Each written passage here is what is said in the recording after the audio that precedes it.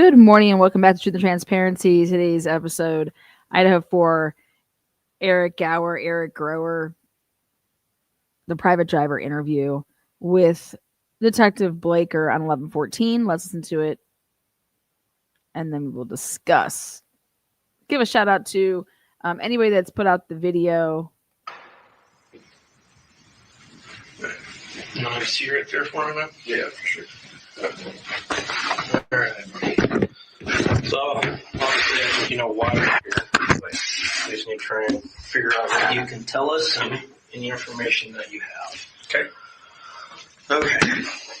So, do you know a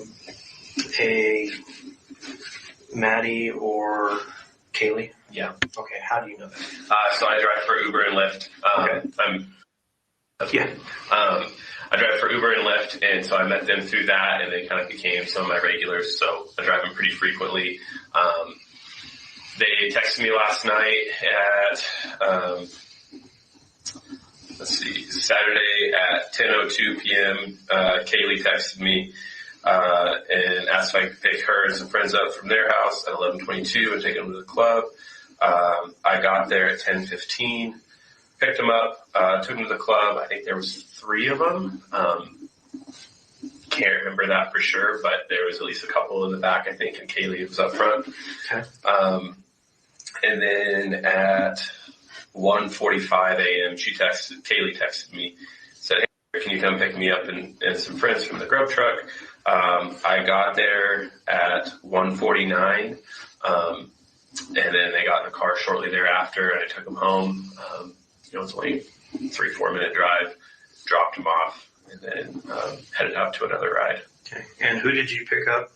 What time did you pick them up at? I got to the grub truck at 1:49 a.m., and then their sister, I think it was, texted me last night, and kind of talking with her, went and found because grub truck live streams their stuff, went and found them on that, because I couldn't remember for sure who the other person was, and so found them on that, and then they got in the car, and then we drove straight to their house, so I dropped them off. All right, so let's go back through here just a little bit. So you drive for Uber and Lyft. Mm-hmm. How long have you been doing that? I've been doing that since 2019. October of 2019, I think. How long has Kaylee been a regular for you? I think they started last year. I think they lived there last year. There's a lot of people that come through that house, like friends of theirs and old alumni stuff. So for about the last year then? Yeah. Okay. So you were obviously working Saturday night, or were you just at home? Yep, I was working. Okay, so you're out. You have an app that they contact you through, or was she texting you directly? She is texting me directly. Okay. So Kaylee has your cell phone number? Mm-hmm. Yep.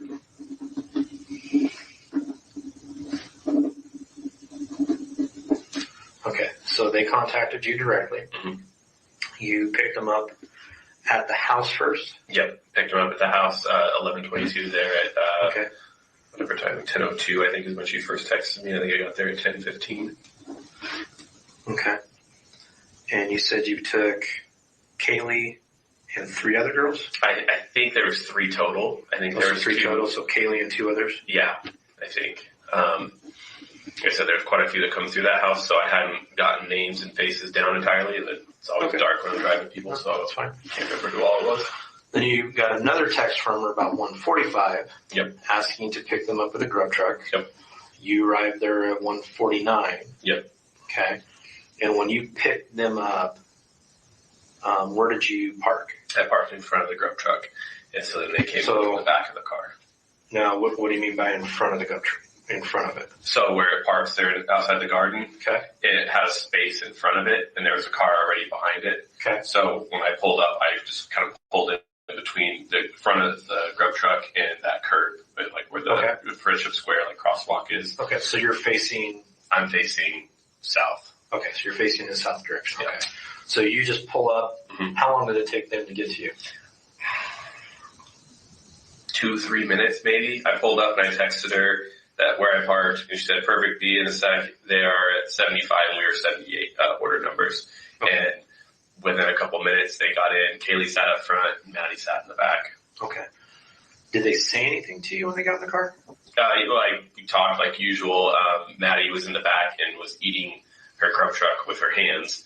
And Kaylee was up front and just kind of was like, hey, I hear you back there eating that with your dirty little hands. Like, don't eat all of that. We're going to split it. She's like, I'm not. Okay. And then, just kind of talked, asking how the night went and everything. Everything stays fine. What did they say about that?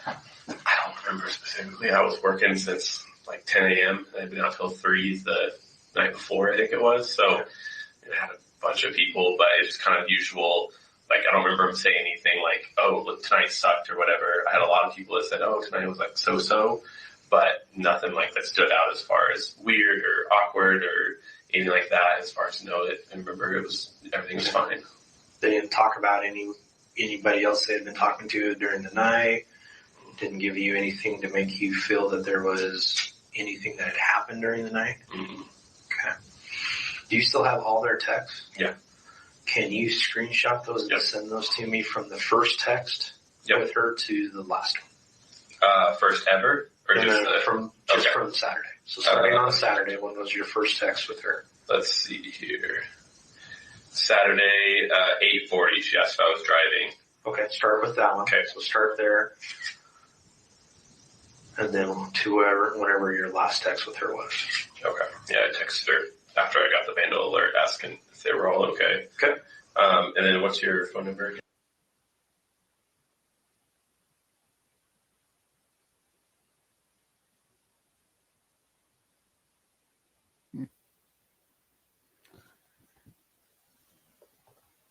Again, welcome. This is being redacted, this portion.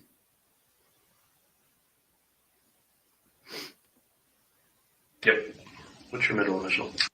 What's your middle initial, motherfucker? Yeah. Okay. And your date of birth? None of your business. I'm just going to ask for what's your address?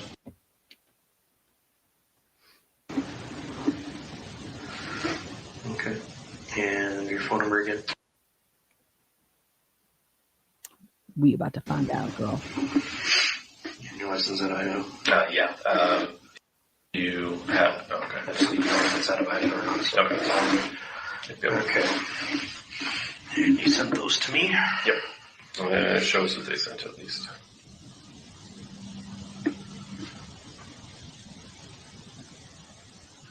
I have not gotten them yet. Oh. Let's see here.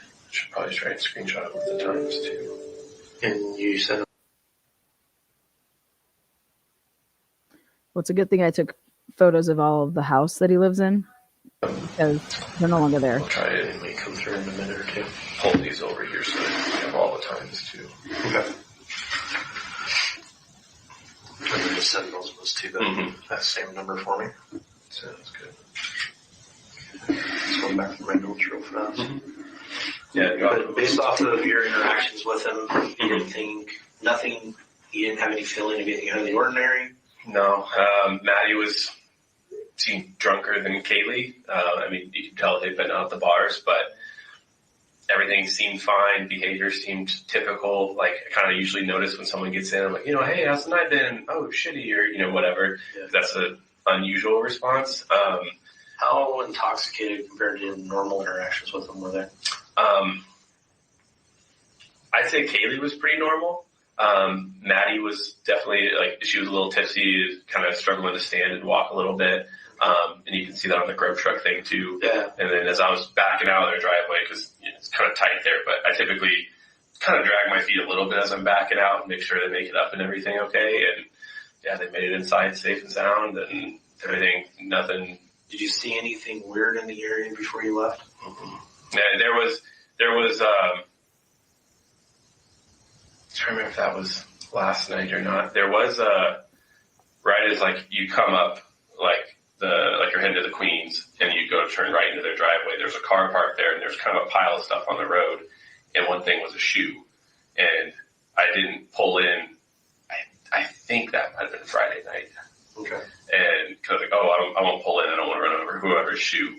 But I think I was pulled in the driveway backing out when they were walking up Okay. So I don't think that was the same night. Anything? So you picked him up on Friday too? I think so. Go back through here. Yeah, take a look. Saturday.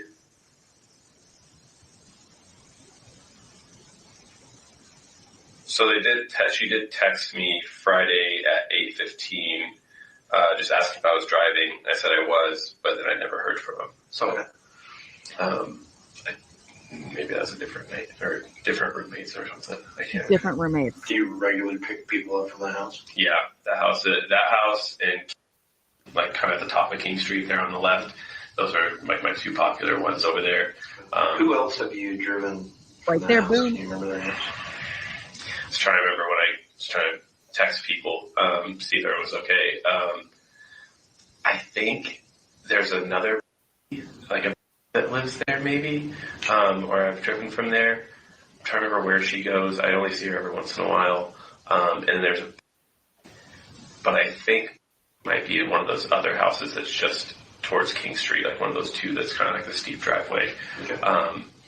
But they have quite a few alumni that come through that I've driven in the past. Like there's one, her name's as well. She lives down in Boise now, and like it's always kind of a hodgepodge of people from that house versus like it's always the same like 2 or 3 girls. So okay. All right. Did you pick anyone else up that night and drop them off in that area after Kaylee and Maddie?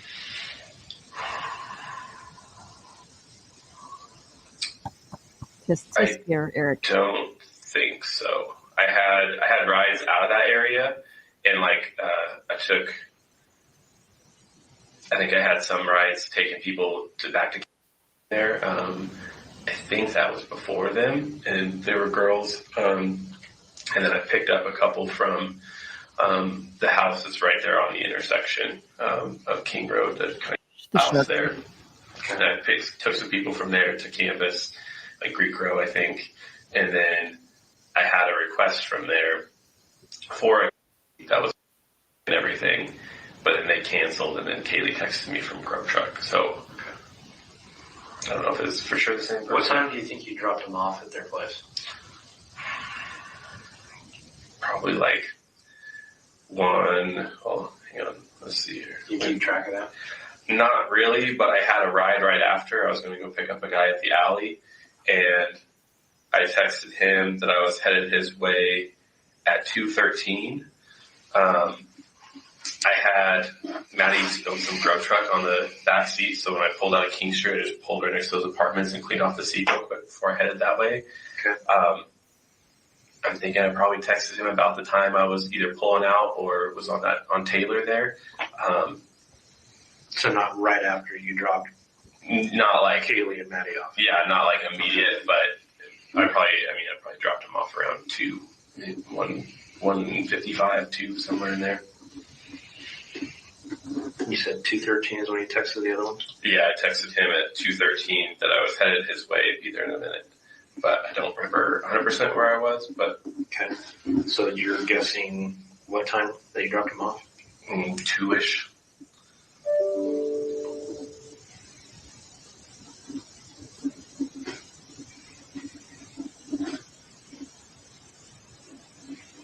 Okay. All right. Is there anything else that you think would be pertinent information that we need to know? I don't think so. I've been kind of trying to like think over things, and then the sister that texted me, like, she had kind of asked, like, hey, do you remember what time you dropped him off, and that sort of thing. I don't think so. Okay.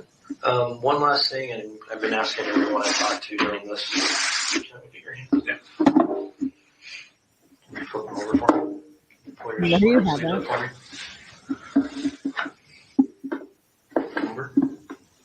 Okay. All right. Like I said, we're just rolling everything out we can. Feel free. I'm happy to do whatever. Doesn't appear those have come through yet. What kind of signal strength do you have right now? 2 bars. Okay. Yeah, I'm still not getting it through. Okay. I'll see if after you, it says it's sent. Yeah, it usually has a bar across the top if it's still trying to send. Okay. My phone just may not have picked it up yet, so I'll give it a few minutes. If I don't get it, I'll retext it. Okay. I'll text you and then you can resend it to me, okay? All right. Yeah, sounds good. All right. Well, I think that's all I need from you then for now. Okay. So Sounds good. Appreciate let it. you go. I'm pretty excited. Thanks for coming in. Oh yeah, no problem. And everything like that. So Please let me know if you need anything else. Okay. Yep. I'm really out. Just push the bar like normal. I'll see you, okay? Appreciate it. Thank you. Thank you. Right there at the end. Ready? Sounds good. Appreciate it. Let you go. I'm pretty excited. Thanks for coming in. Oh yeah, no problem. And everything like that. So Please let me know if you need anything else. Okay. Yep. I'm really out. Just push the bar like normal. I'll see you, okay? Appreciate it. Thank you. Thank you. Push the bar like normal. Push what bar like normal? Push the bar like normal. Did you guys hear that at the end? Wherever he's at in this interview room, they open up the door and you hear that echo. So you can see that they're having a conversation outside of the interview room. And right there at the end, he says, yeah, push that door out just like normal. Like that bar. And it's like, he's done it before. Well, let's remind everybody who this guy is. This was all a big, I don't know why it would be a big secret, but is his last name Grower? Is it Gower? Okay. We're going to listen to this one more time, and I'm going to be pausing when I need to tell you guys things. So a couple of things I want to point out that I don't know how this could possibly escape this man's brain. But and how they act like nobody knows who this person is. His wife, Katie Short, like she works for the police department. What I'm holding here is I went back and pulled up Eric Gower's his house. You can't see anymore on the internet. It's blurred out. So I went back and pulled up my old stuff because I took screenshots of everything because I knew that stuff could be deleted, stuff could be scrubbed. Now Google, you can blur stuff, and I just wanted to double check and make sure that there was no such thing as a carport. Okay, and the reason it was really important for me to know if there was a carport or not is because of when the police went over to his house to look through his car and take photos, and it was under a carport. The car was.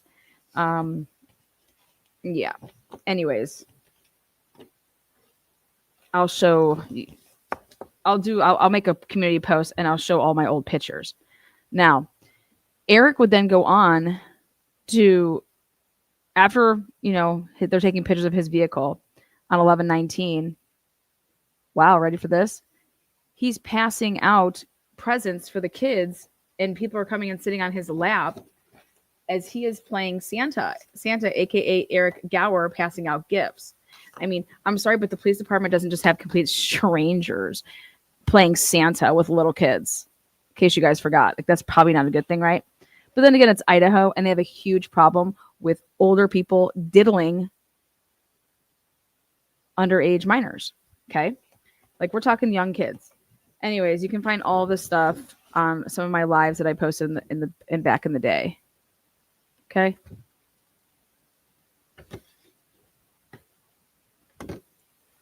Eric. Okay. Now, let's go back to this ordeal.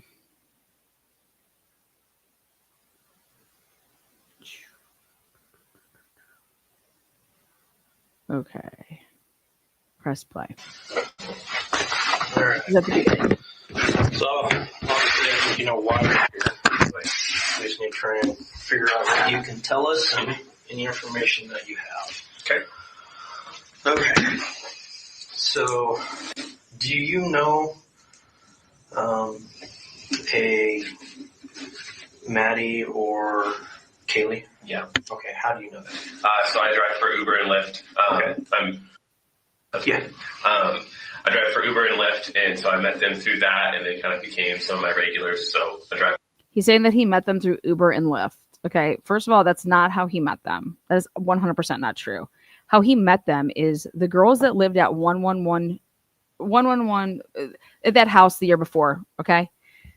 They had met Eric through the driving, and they're the ones that passed on his number, okay?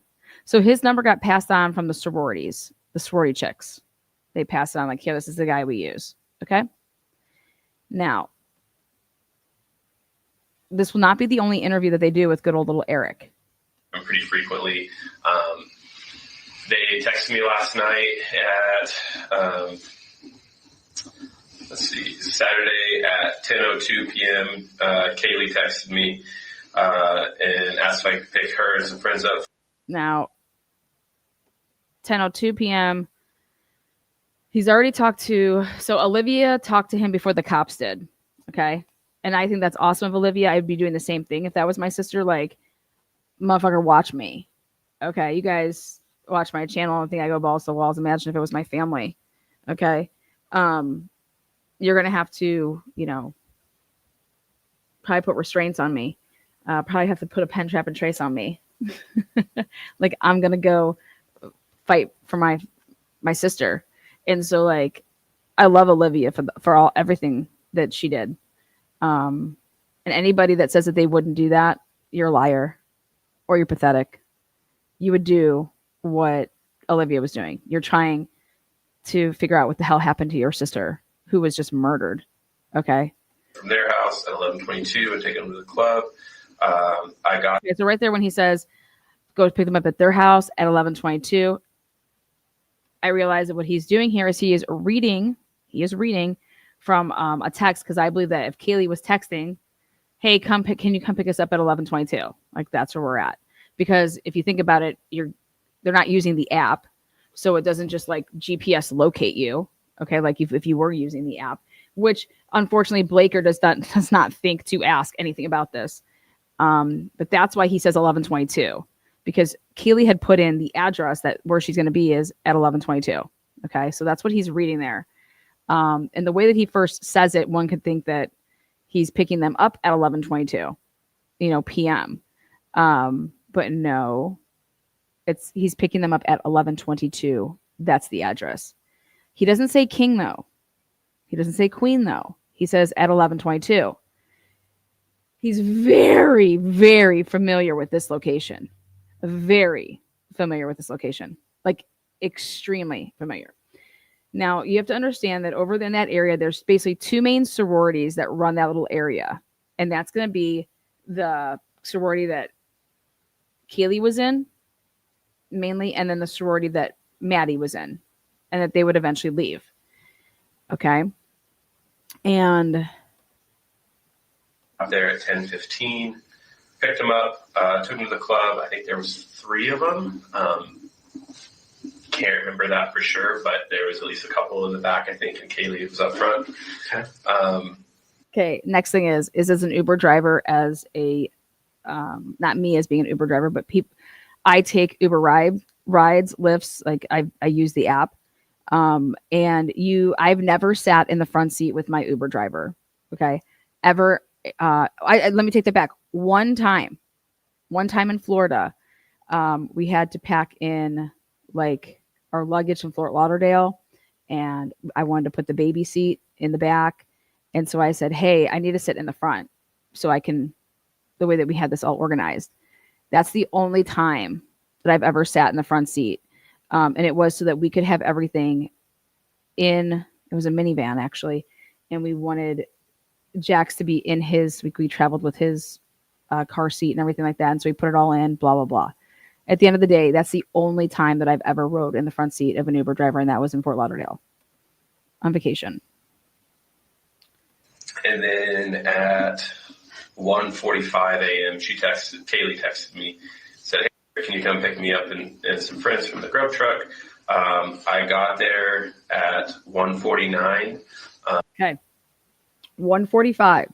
Let's just be really, really, if Kaylee texted at 1:45, and then you arrive at 1:49. Now, where he's getting this from is he's looking physically at his phone, which is giving him these timestamps.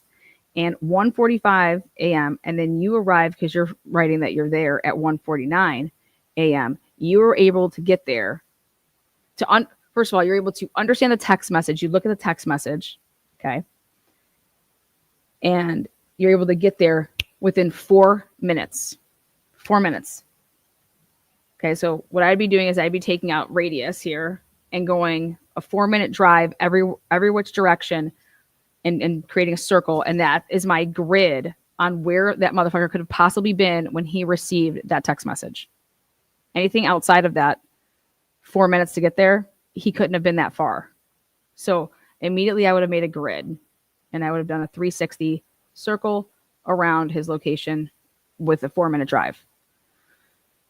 I mean, that's like, think about this. You immediately would have had to see that. And then boom, you're driving, you're on your way. Or let's say you missed it by a minute, so then you only have 3 minutes. So just think about how close you would have been. You're very, very close. Extremely close. And then they got in the car shortly thereafter, and I took them home. It's only 3-4 minute drive. So I like a 3-4 minute drive. Exactly. People were giving Jack Showalter a hard time about why would he walk home. Well, it's only a 3 or 4 minute drive. Okay. It's not abnormal to walk home. Dropped him off and then headed out to another ride. Okay. And who?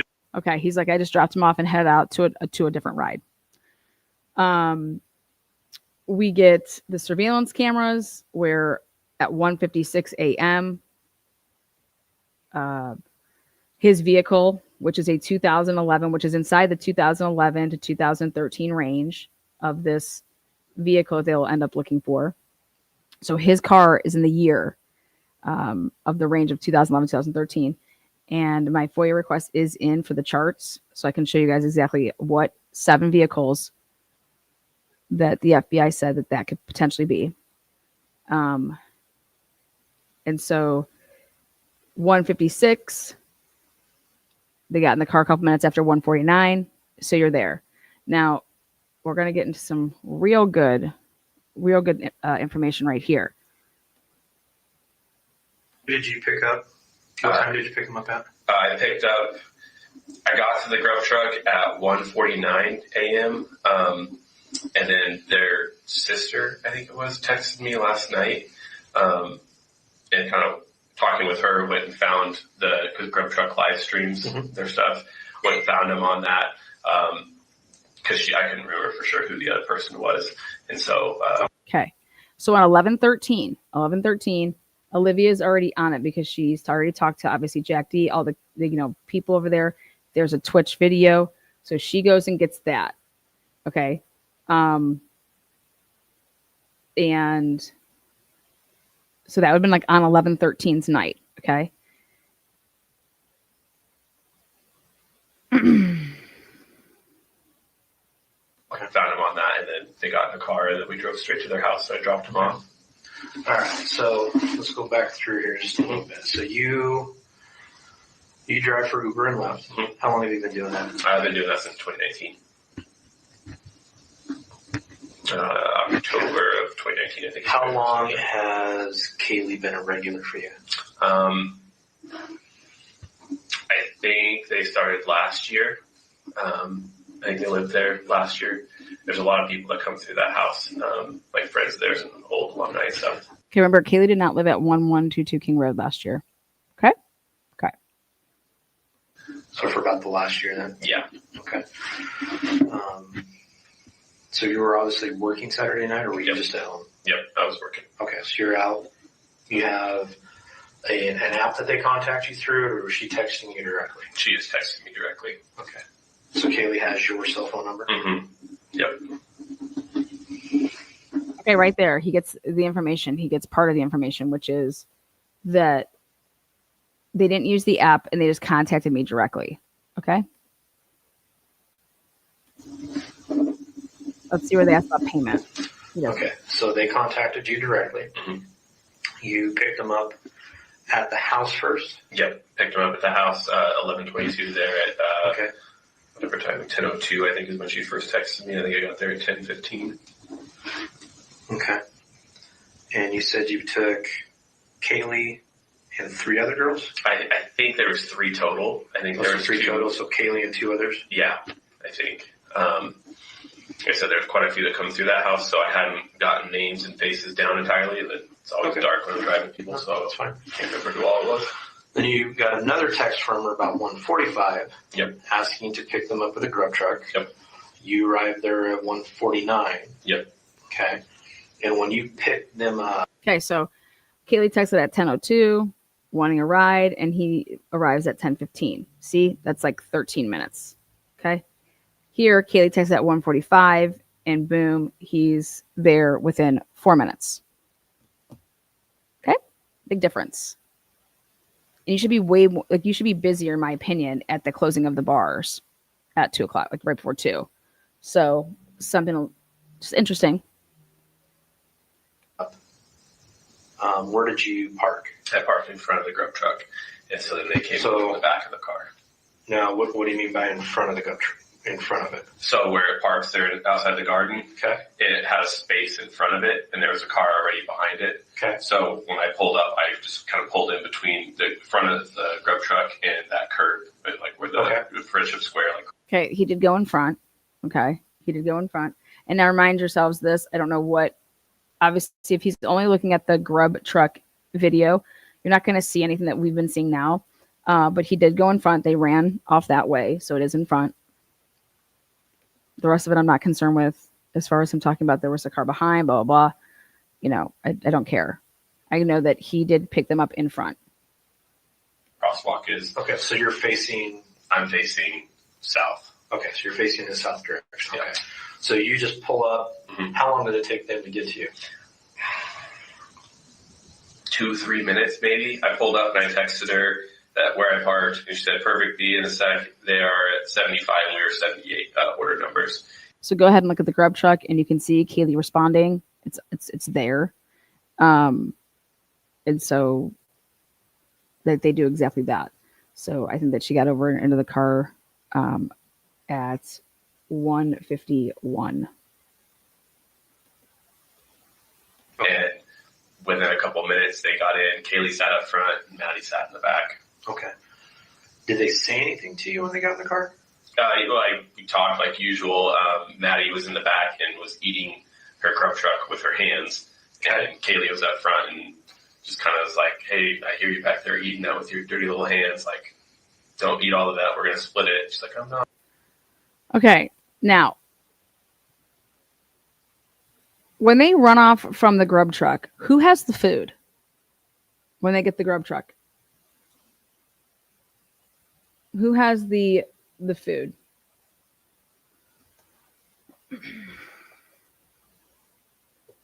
Does it get handed off to Maddie? Or does it get handed off to Kaylee? The food from the grub truck. Who is it physically handed to? Which person?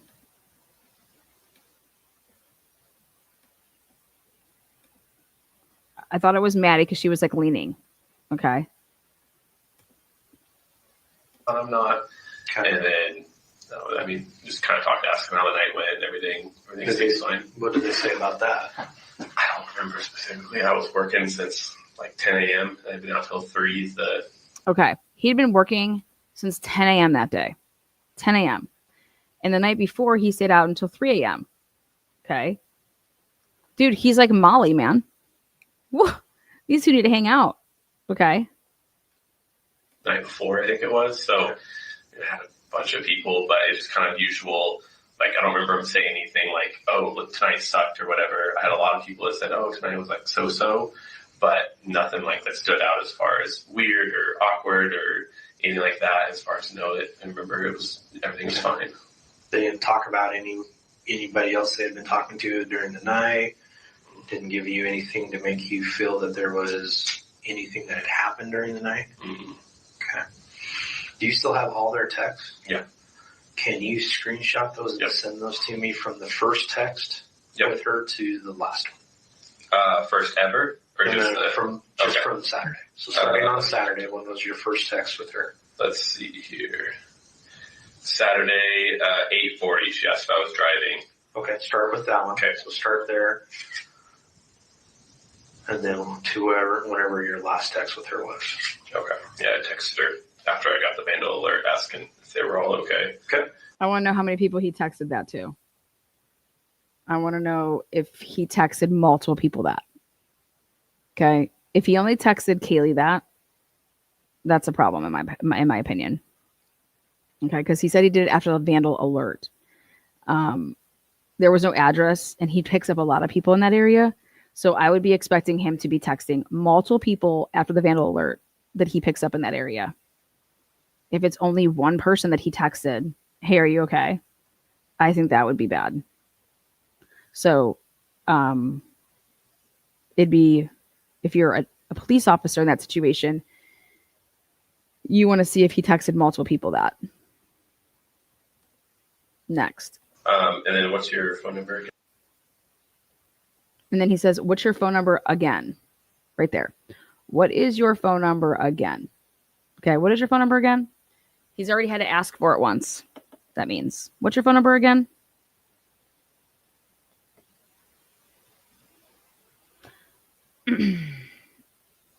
It's typical for police officers to run through stuff and start talking to somebody at first. It's also typical that you're having a phone conversation, right? This guy had to be called in at some point, and how that, transpired. It's in the police documents, but again, I give that a grain of salt, whatever. But what's your phone number again? Okay. So they talk to him, and then they'll say to you, hey, do you care? I'm gonna record this, blah blah blah. And so they'll then start all over. So this is where they're exchanging numbers again. And this is redacted for, I think, dude, how long does it take you to say your name? A second. How long does it take for you to say your phone number? A couple seconds. This is an extraordinary long redaction right here. Yep. What's your middle initial? Yes. Oh, yeah. Okay. And your date of birth? Like what? We're doing all this again? I'm just going to ask for what's your address? What? Okay. And your phone number again? Your phone number again.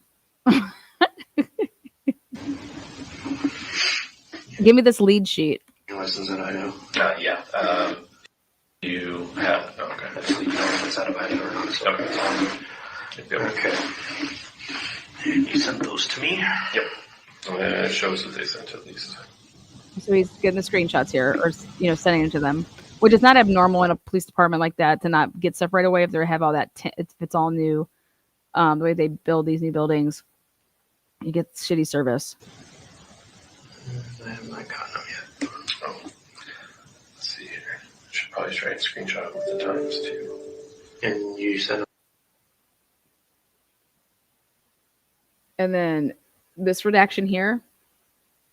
What it? We'll try it. It may come through in a minute or two. Hold these over here so that we have all the times too. Okay.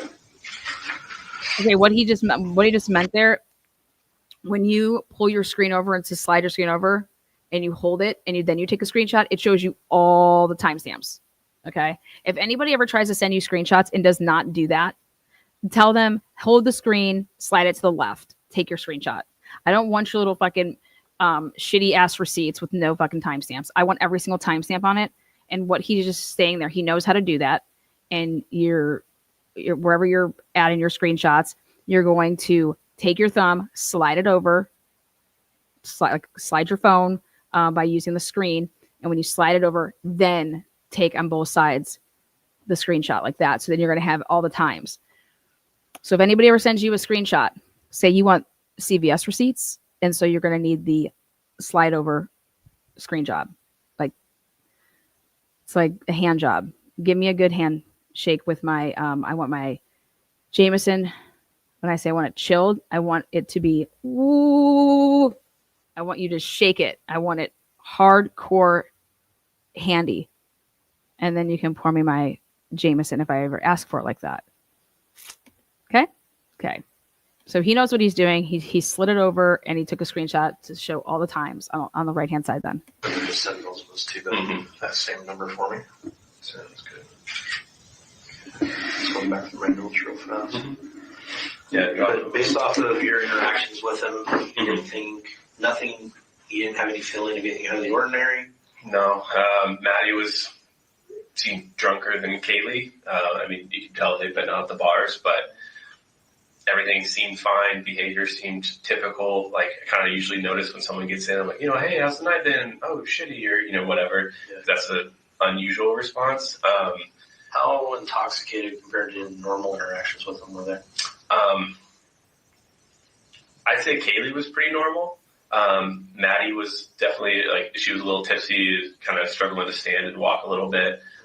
He doesn't know how to use the word tipsy. Isn't drunk. Okay, she was a little tipsy. What? A little tipsy. That's never how I would describe somebody if they were shit canned. Okay, I would say they were shit faced. They were shit canned. But I would never describe somebody who was shit faced as a little tipsy. Very bizarre for being an Uber and a Lyft driver. You would have this lingo down. And you can see that on the grub truck thing too. Yeah. And then as I was backing out of their driveway, You must have been like really analyzing this grub truck video. Like you could really see that on the grub truck video. What? I mean, think about it. Like we didn't even have it yet, the grub truck video, when he would have been watching that on 11/13 and then 11/14. Nobody had put that out yet. Because it's kind of tight there, but I typically kind of drag my feet a little bit as I'm backing out and make sure they make it up and everything okay. And we Right there. Yeah. And then as I was backing out of their driveway, because it's kind of tight there, but I typically kind of Okay. As I was backing out of their driveway, it's kind of tight there. The only reason that you would ever say it's kind of tight there is if you were there. And why aren't they asking him how many cars were parked in this driveway? But on this day, like Blaker just absolutely sucks. But if it's a tight back out job, it's not. That's wide open. The only thing that makes it tight is if there's a bunch of vehicles and if people are parked weird with the parallel parking. That would tell me that the Explorer was parked like at that angle. But he's saying that he pulled into the driveway to turn around, or he dropped them off by pulling, he pulled into the driveway. So like, what is it? Because I'm going to talk about this because it's going to get really good here. So drag my feet a little bit as I'm backing out and make sure they make it up and everything okay. And yeah, they made it inside safe and sound and everything. Nothing. Did you see anything weird in the area before you left? Mm-hmm. And there was. I'm trying to remember if that was last night or not. There was right as like you come up like you're heading to the Queens and you go turn right into their driveway. There's a car parked there and there's kind of a pile of stuff on the road. And one thing was a shoe. And I didn't pull in. I think that might. See, now he's all confused.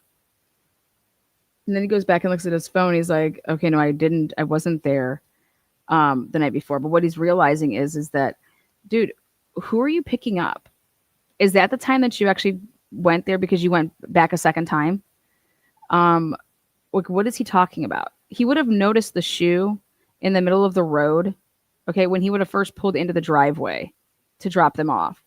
But when you're going to try to back out, I want to explain this. If you're going to try to back out of that driveway to like 3-point turn it so you can actually like leave then down, and this would be completely opposite of what he ends up telling supposedly Van Leuven. And I say supposedly because Van Leuven can't write a report to save his life. So we truly have no idea what the fuck until we actually get to hear these people's words.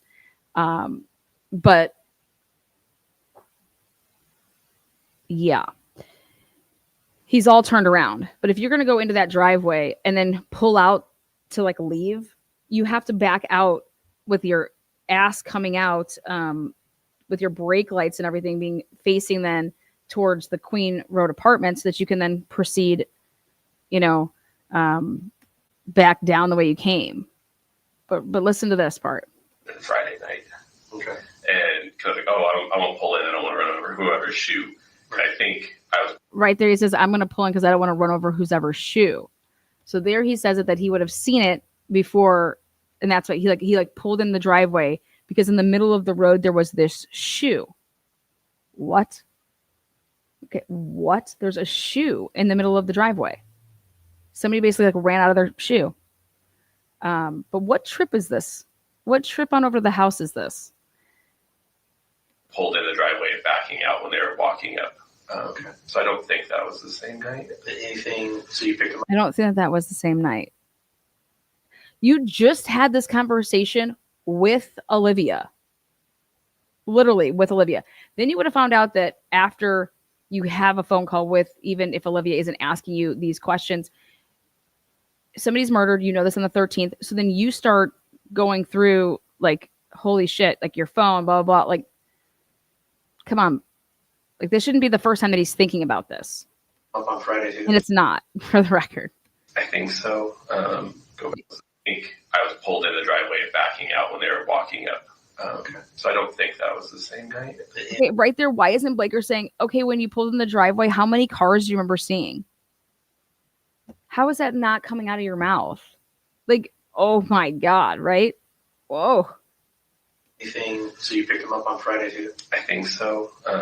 Go back through here. He thinks that they picked them up on Friday, and then he looks at Kaylee's text. But why isn't he looking at the other people's texts? He only wants to talk about Kaylee's. He's like, so he goes back to Kaylee's, and she's like, oh, she texted me at, 8. She texted me the night on that Friday night, but then never texted me back again. That's what he says here. Saturday. You got to go to Friday. So they did. She did text me Friday at 8:15, just asking if I was driving. I said I was, but then I never heard from him. So, okay. Another thing is that just you're looking at the text messages, because people call people. So I'd be like, okay, she didn't text me. Let me see if she called. Look at my phone log. Let me look at that part of it, like the conversation, because there's a way to do that, and to see when the last calls with the person was. Blaker doesn't ask anything about that. He's just phenomenal. 20-some year veteran here, dealing with bike thefts and noise complaints. Maybe that's a different night, or but they also deal with drugs. Different roommates or something. I can't. Oh, right there, he said it. Asked if I was driving. I said I was, but then I never heard from him. So, maybe that's a different night, or different roommates, or maybe that was a different night. Maybe that was a different roommate. Right there, he says that maybe that was a different roommate. But there's no follow up with this. A different roommate. Immediately, Blaker should be like, "Wait, which roommate? Like what?" I can't. Okay. Do you regularly pick people up from the house? Yeah, that house, and like kind of at the top of King Street there. Okay, when he's saying top of King Street to the left, that's where the girls live. That's where Kaylee's sorority sisters live, which is 1126, which is across from Jack D's house. That's what he's referring to when he's saying up to the left. On the left, those are like my two popular ones over there. Who else have you driven from that house? Can you remember their names? Who else have you driven from that house? Can you remember their names? Yeah, Eric, can you remember? Let's see how this plays out. I was trying to remember when I was trying to text people, see if everyone was okay. I think there's another, like that lives there maybe, or I've driven from there. I'm trying to remember where she goes. I only see her every once in a while. He drives somebody from there. I only see her every once in a while. I'm trying to remember where she goes. Like, he remembers by where they normally go, like where I'm dropping them off at. And but I think it might be in one of those other houses that's just towards King Street, like one of those two that's kind of like the steep driveway. Okay. The steep driveway that I believe that they're talking about there is the one that's right on the corner. But they have quite a few alumni that come through that I've driven in the past. Like there's one, her name's as well. She lives down in Boise now. That's the girl that I think passed along the number to everybody. And I think that's one of the girls that lived in that house. And it's either Sophia Whitehead, okay, Ruby Simpson. Like, it's always kind of a hodgepodge of people from that house versus like it's always the same like 2 or 3 girls. So okay. All right. Did you pick anyone else up that night and drop them off in that area after Kaylee and Maddie?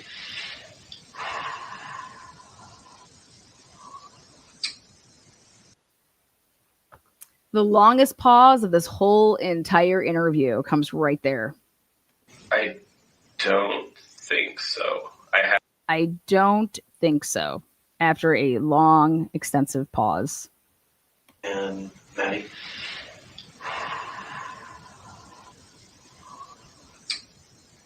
I don't think so. I had rides out of that area, and like I took.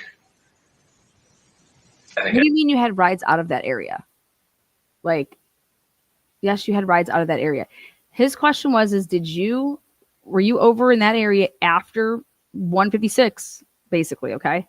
Like, were you back over in that area? Now, remember, they already have Dylan's phone, okay? They already know that Dylan texted Eric Gower, whatever he wants to go by. They already know this. 1,000% they know this, okay? And they're asking this dude these questions. They're asking him questions that they already know the answer to. I had some rides taking people back to there. He's saying that he had some rides from that area taking people back to campus. I think that was before them, and there were girls. And then I picked up a couple from the house that's right there on the intersection of King Road, the kind of house there. And I took some people from there to campus, like Greek. That house that's on the intersection there, I believe that they're talking. I believe what he's talking about is the Shark Tank house. Okay, that's the house that people see somebody coming out at 3:30. Okay, that's the house that I believe that he's talking about, right there. That's at the intersection. Again, I can't prove this because this is only audio, and they don't have a map, and he's not asking him like where. Grow, I think, and then I had a request from there for it that was and everything, but then they canceled, and then Kaylee texted me from Grub Truck. So I don't know if it's for sure the same person. What time do you think you dropped them off at their place? Okay, now I can prove that this is according to two different witnesses that live in the King Road area, that they took rides from him at least 30 minutes after, and they were picked up from the wandering grub truck 30 minutes after Kaylee and Maddie, and they were taken over to King Road, back over there by Jack D's house. Okay. And then somehow they say in their interview how they talked to Eric. So let me look at my handy dandy spread, my new awesome spreadsheet. Took me fucking hours. Okay. It would be okay, reports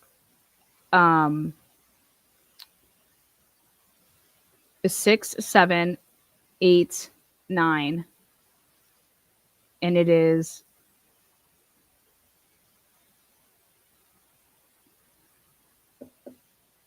Jack D's roommate. I'm sorry. Adam's girlfriend's roommate just booked a Europe trip with Kaylee. Okay. To go to that was before she was going to be going to Texas. That is Adam's girlfriend's roommate, which means that that's Zoe's roommate, which is at that 1126 house. Okay. There was another girl that was interviewed on 1118. She went with Kaylee and Maddie to Corner Club, and she was the one that got in the car with them and Eric Gower. I have her as being Zoe McCormick. I have there was one of these girls had their lawyer present with her on 1118. She had her lawyer present. This is a different girl, one of the King girls. She shared a backyard with 1122. Kaylee would take random rides home from bars. Okay, that's the girl that said that. She had her lawyer present. I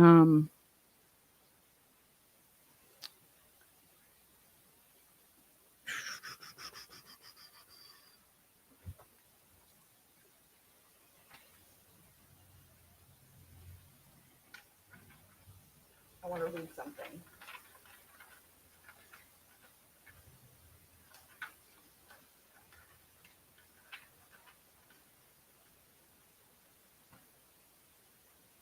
Okay. The girl that got in the car with them to go to Corner Club.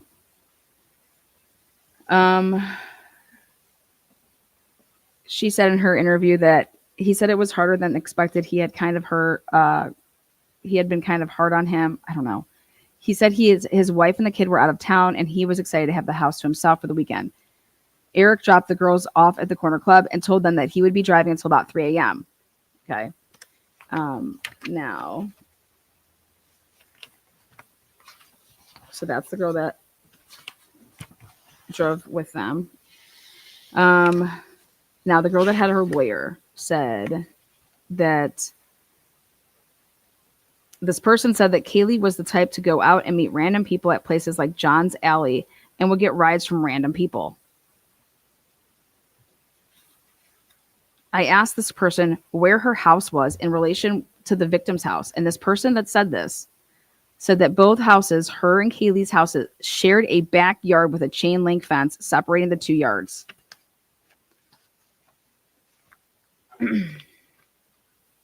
And so I was able to narrow this down to the Queens of King, the same sorority chicks that Kaylee, they're her pledge class and her sorority sisters. They are that house off to the left. They're the backyard that Schneider was taking pictures in and all that shit. Okay.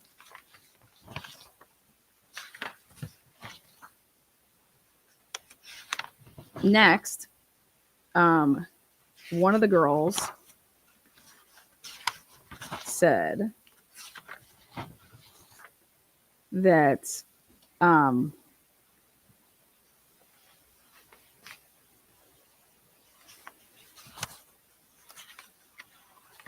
okay.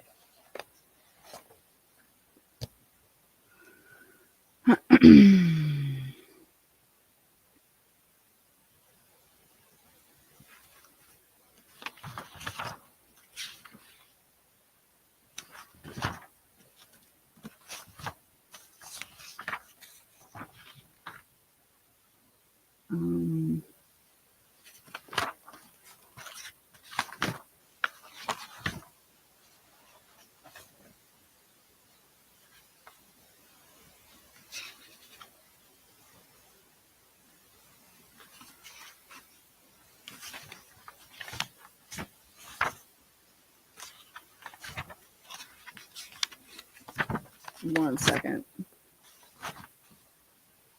All right.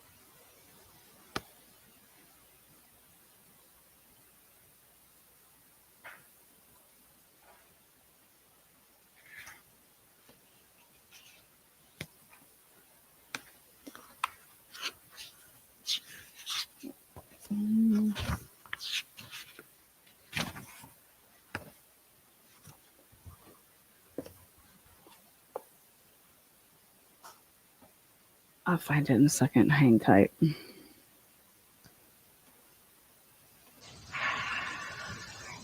Probably like one. Oh, hang on. Let's see here. You keep track of that? Not really, but I had a ride right after. I was going to go pick up a guy at the alley. Okay. He says that he has a ride right after to go pick a guy up at John's Alley. Okay. Now, this is going to get interesting because this would mean that he texted when we get to these timestamps. In this interview, when he says that he's going to pick up this guy. At 2:10, remember, it was Dylan that says that she texts Eric and asks, "Are you still driving?" And then he got back to her at 2:13 and said, "Yes." Okay. Now pay attention to these timestamps. And really, but I had a ride right after. I was going to go pick up a guy at the alley, and I texted him that I was headed his way at 2:13. Oh, I was headed your way at 2:13. Oh my God. Okay, when I heard this, I about fell over like a motherfucker. 2:13. He texts a guy and says, "I'm heading your way at 2:13. I'm heading your way." All right, this blows me away because, yeah, 2:13, 2:13, heading your way. I had plans to go pick up this guy at John's Alley at 2:13. Okay. Remember that guy I told you guys about? I got a ride from a police officer. Remember last night when I was talking about that guy and his girl got a ride from a cop? Okay. So hang tight. So he says that he drops off Kaylee and Maddie and that he just, at the beginning of this, basically just a drop off and then he left. Then it emerges that he dropped off and then realizes, oh, Maddie spilled something. Okay. Maddie spilled something. So I had to get in the back seat and clean it up. Okay. And at 2:10, then Dylan says, "Are you still driving?" And then he responds at 2:13. Yeah. Okay. Now. And after, I was going to go pick up a guy at the alley, and I texted him that I was headed his way at 2:13. I had. You don't recall that at 2:10 that they ask if you're still driving, and then at 2:13 you respond with, "Yeah," to Dylan. Maddie spilled some grub truck on the back. Oh, here it comes. Here it comes. Now he remembers that Maddie spilled some grub truck. Okay. I texted him that I was headed his way at 2:13. I had Maddie spilled some grub truck on the back seat, so when I pulled out of King Street, I just pulled right next to those apartments and cleaned off the seat real quick before I headed that way. Okay. Okay. Boom. Got you. What do you mean you pulled off in front of the apartments? What the heck are you talking about? Listen to this. Listen to how wild this would be. If you get out of my car and I'm a driver, okay, the dome light comes on. Okay, the dome light comes on. I turn around. Hey, goodbye, Kaylee, bye. I don't make them pay. Why? Bizarre. Hey, my wife just had a baby. I'm out here. Supposed to be working for money, or is it something else? Anyways, hey, bye. When I would turn around, dome lights on, and I saw that something had spilled or whatever, why wouldn't I be handling that right then and there? Why would I back out of the driveway, but then not remember that to tell that to Blaker until right now, when he's going to say, "Oh, my next ride was I was going there at 2. I told some guy I was going to pick him up there at 2:13." He then realizes, okay, yeah, when I backed out of the driveway, I then pulled off in front of the what apartments? Because if you pulled off in front of these apartments, did you go towards Queen apartments? Like, that doesn't make any sense. Like, what do you mean you pulled off in front of what apartments? I mean, you pulled off on the side of the road. And then so basically you're saying that from 1:56, you didn't leave the area then until about 2:13.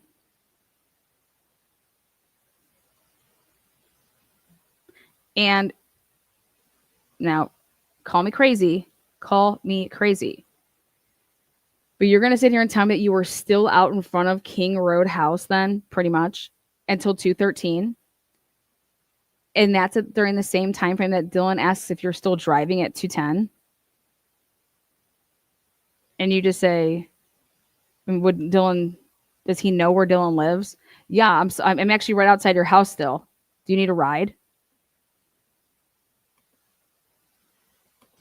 I'm thinking I probably texted him about the time I was either pulling out or was on Taylor there.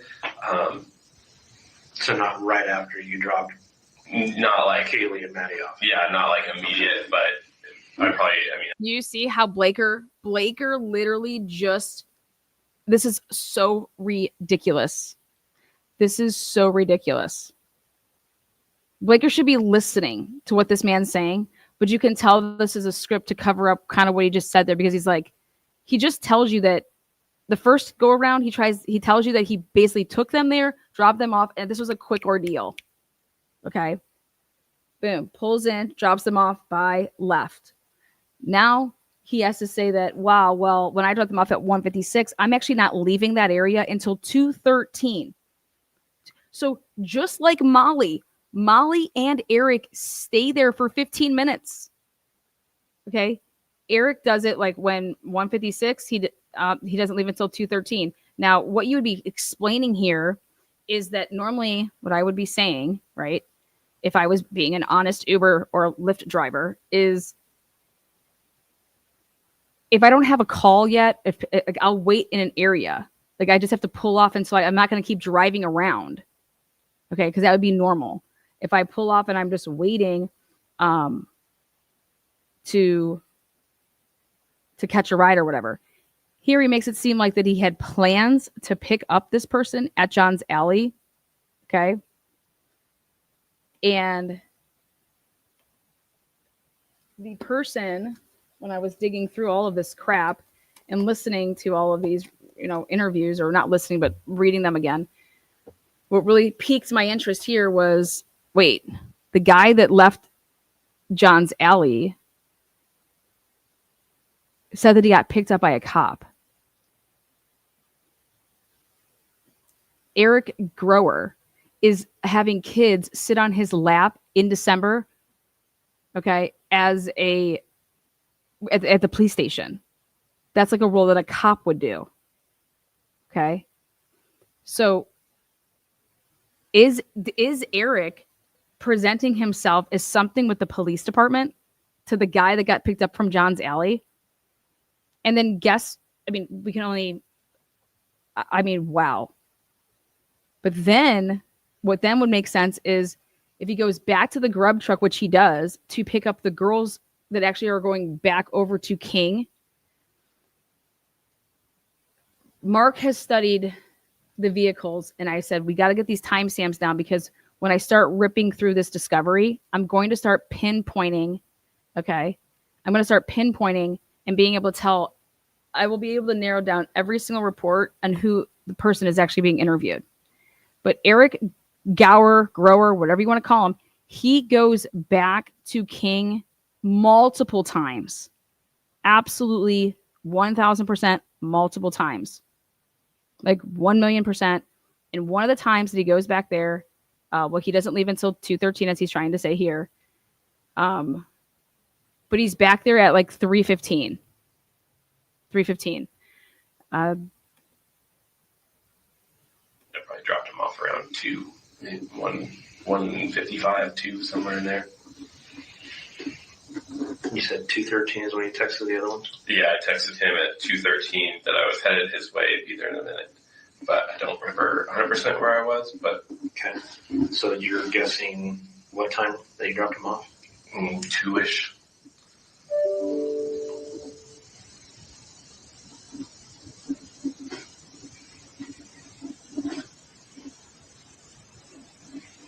Okay. All right. How do you not ask who's the person that you went and picked up at 2:13? And how did they set up their appointment? Because why are you waiting around in that area? So you were just waiting. Like that's something that you would normally be saying right here is, so after you drop them off at like 1:50 to 2 a.m., you text somebody that you're on your way at 2:13. After you just texted Dylan back to say, I'm driving. Like, yeah, I'm still driving. Anything else that you think would be pertinent information that we need to know? I don't think so. I've been trying to like think over things, and then the sister that texted me, like, she had kind of asked, like, hey, do you remember what time you dropped him off, and that sort of thing. Yeah. I don't think so. Okay. One last thing, and I've been asking everyone I talked to during this. Okay, when he would go back over there, okay, and he's the 314 car. We see that car leaving, okay. But the question is what time did the 314 car get over to that area? If he's the 314 car. So let me explain what I mean.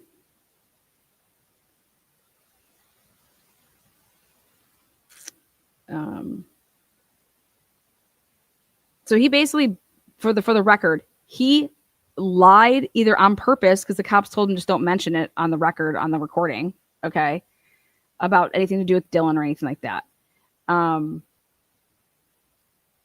But without a doubt, Blaker asks this man who he was in contact with, who he picked up from that house, what, there would have been your opportunity. You would have known when you went back through your phone that you 100% had contact with Dylan Mortensen.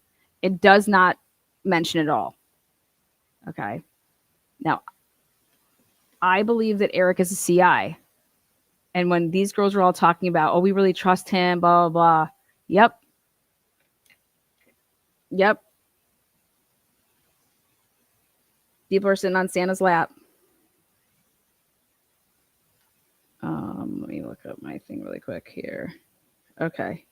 We have 3:12 and 3 seconds car, same car as K&M's ride from 1:55 and 33 seconds, according to Linda Lane. 3:14 and 26 second car east, Linda Lane. 3:14 and 15 seconds. That's when it's on the body cam. Dark car, silver wheels. Yep. And it's a darker gray. It's like a grayish car is what he drives. And it's a Prius and it's 2011.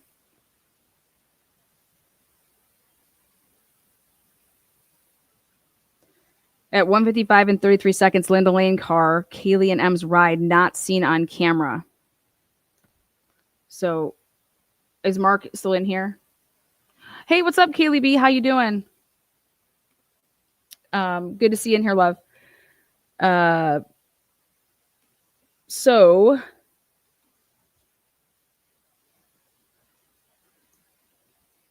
the way that you would not be able to be seen on Linda Lane is if you went Walenta. Okay, if you came up and went around to Walenta to drop off Kaylee and Maddie.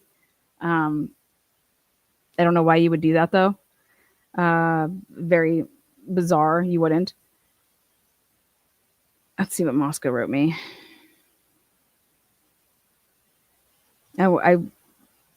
My FOIA that I just dumped on them this morning is insane. Insane in a good way. Insane in a way that it's like I had exhibits attached with all the new orders that are out.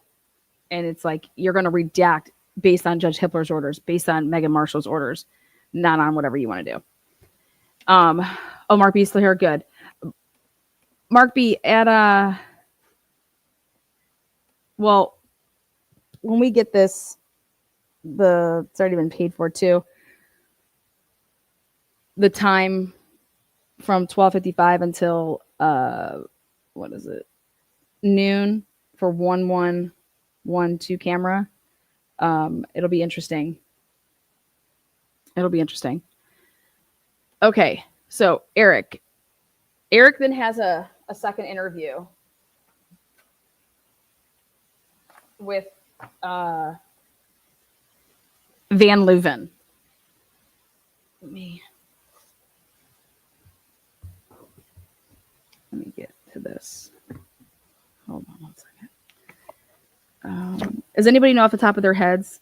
Well, I have this out in front of me. What report Van Leuven's interview is with Eric? The second one. It's on. I want to say it's on the 18th, 19th.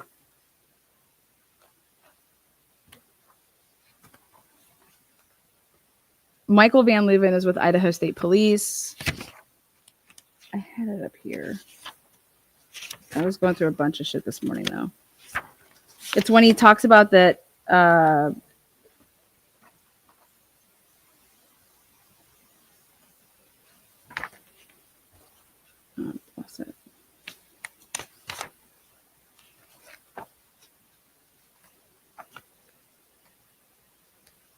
What's hard is when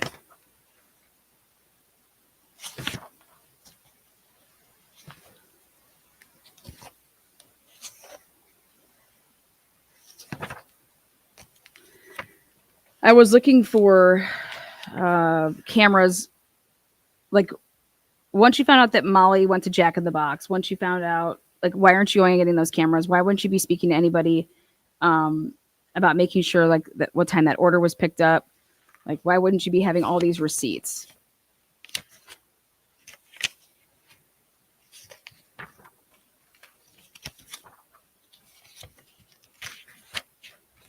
Basically,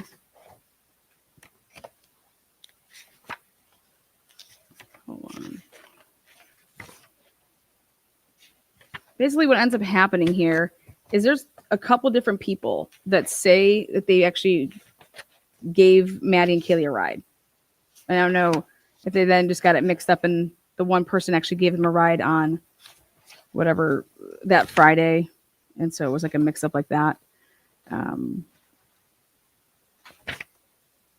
Okay. So nobody's in here that remembers what number the report was. These idiots. Let me see if I can find, if I do a little search here with a keyword. Let me try lift. Come on, work.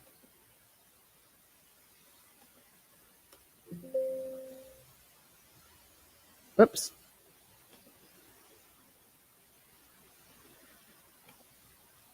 Love Tina, stop making sense. If you guys did not check out last night's live, you need to. You need to. Oh, wait. Here we go.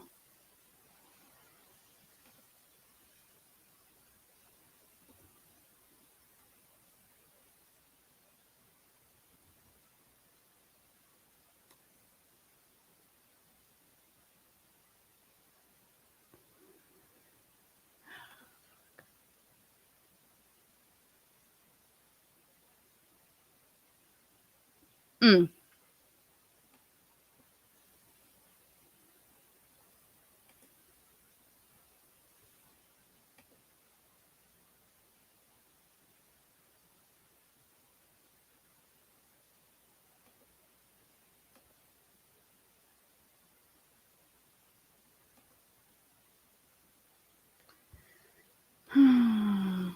Think from the scooter. Nope, not that one.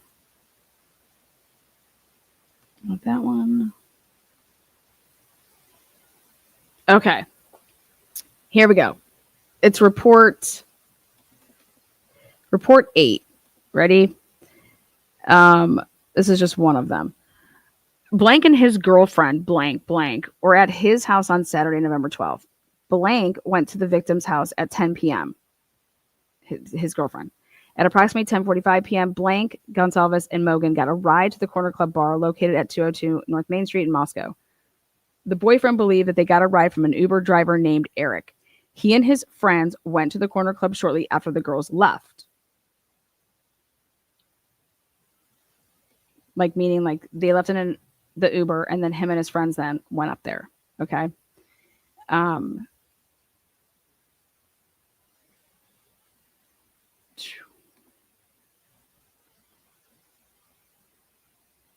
Okay. Now, report number 7. Listen to this. Adam Loud, his report I'm going to read too is report 6, and hers is 7. So, Saturday night, she went to the Dirty Goat. It's a local bar. Kaylee contacted her and wanted her to go to the Corner Club. She met Kaylee at the Corner Club around 11. Kaylee, Maddie, and a lot of other people were there. She had a small run-in with Blank at the Corner Club. Blank was kicked out of the bar around the same time or not too long before Mogan and Kaylee left the Corner Club. She stayed at the Corner Club until approximately 2 a.m. and arrived home at approximately 2:30 a.m. She was up until about 3:30 a.m. and did not hear anything. She woke up Sunday morning at approximately 7:30 a.m. She had been in a different room than her own room. She and roommates made breakfast around 8:30. Later, when she went to her room, she could see a lot of police cars next door. She spoke with Eric, the Uber driver, who told her he was pretty sure he had taken Mogan and Kaylee home that night. Eric drove a smaller gray sedan. Okay, so Eric talks to one of the girls. This girl's interviewed, and she says that I would be like asking, when did you talk to Eric? When did you talk to Eric? And then if we go to this report right before it,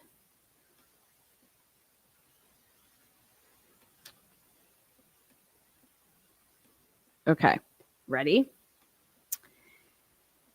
How I was able to ascertain that the report number 6 that was done in Buell, Twin Falls County, Idaho. It was at this would be Zoe W. lives in that's the town that she lives in, and that's where Adam lives in. And I was able to see that David Cortez and Detective Chris, they basically have these interviews back to back. And this is on November 18th. And so this is the girl. Okay. And it says that, okay. I asked Blank, and I think her name is, like I said, Zoe W., if she was around the victims the night of the murders. Blank was with her friends, Blank, and began their night at John's Alley. Blank took a phone call from Kaylee to come to the corner club. Blank and her friends went to the club. Zoe W.'s friends slowly left from there and went back to their houses. Kaylee and Maddie were still at the club when Kaylee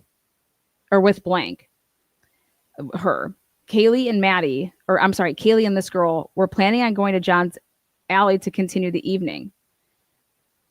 This girl was talking to another friend and noticed that Kaylee and Maddie had left. This girl went to Grub Truck and believed that she was about a half hour behind Kaylee and Maddie at the truck. This girl even had the same Lyft driver as Maddie and Kaylee. Boom, bitch. How the fuck would you know that? Well, where does this girl live? She lives behind the girls. What? Yeah. So this girl gets a ride. She's saying that she was at the wandering truck about 30 minutes behind them. So about 2:30. Okay. And let me share. I'll share it so you guys can know where it's at.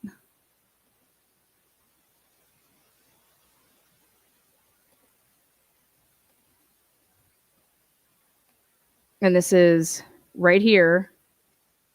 Report 6, as you can see where it's at, Buell, Twin Falls County interviewed. And then I have her as being, because this is Adams over here. Adams is 5.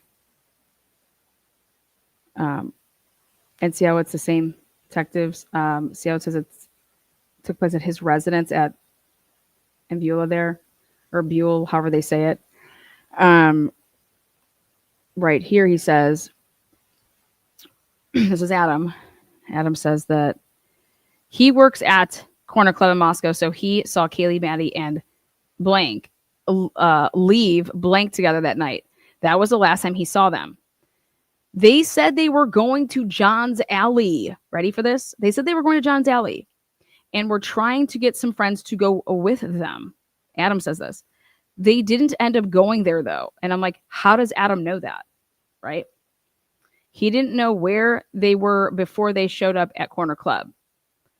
He had seen Xana at some parties, but didn't really know her. Okay. And so it's like he knew that she didn't go to John's Alley. Now, he could say, I know that she didn't go to John's Alley because we have talked to who, right? My girlfriend has already talked to Eric a bunch of times, but Eric saying, I picked them up from the Grub Truck, and then we see the video of the Grub Truck, and then they had just left the Corner Club because the cops came to the Corner Club to get video surveillance of when they had left, okay? And so he knows that they left with Showalter and it was at 1:40. Okay. And they're walking down the street. And then here's homeboy. He's like, yeah, and I'm picking them up at 1:49, 1:50. Okay. So they're all talking. They all know this. If they're playing good telephone, right? And then here, Adam's girlfriend, she's like, I use the same Uber driver. Where does that come from? That comes in this interview, which is again, number 6 here, same day, November 18th. And she's taking place. They live in the same, they were like high school sweethearts. I have them traced back as. Anyways, see Twin Falls, Buell right here, interview. And then she says,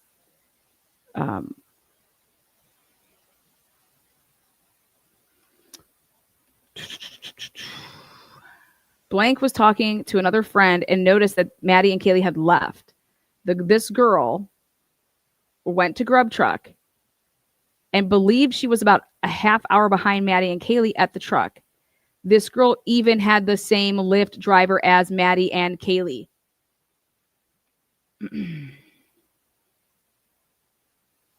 Well, Eric. Well. She said that I didn't have any more further contact with the girls that night. Blank and blank fell asleep in blank room. She went to blank room for the night. She thought she remembered hearing music, but was not sure. She would have been able to hear if they were having a party.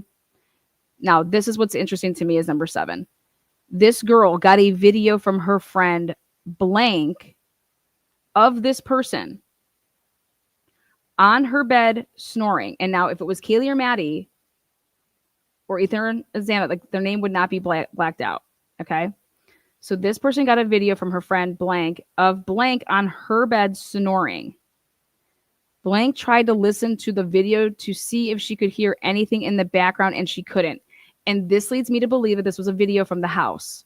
Okay. And it would have been, I think, from that Lalea Lake or what's her name? McComas's video. Okay. So she's trying to listen to see if she can hear anything in the background. But this is a video of somebody like sleeping. Would love to know what that video is all about. Then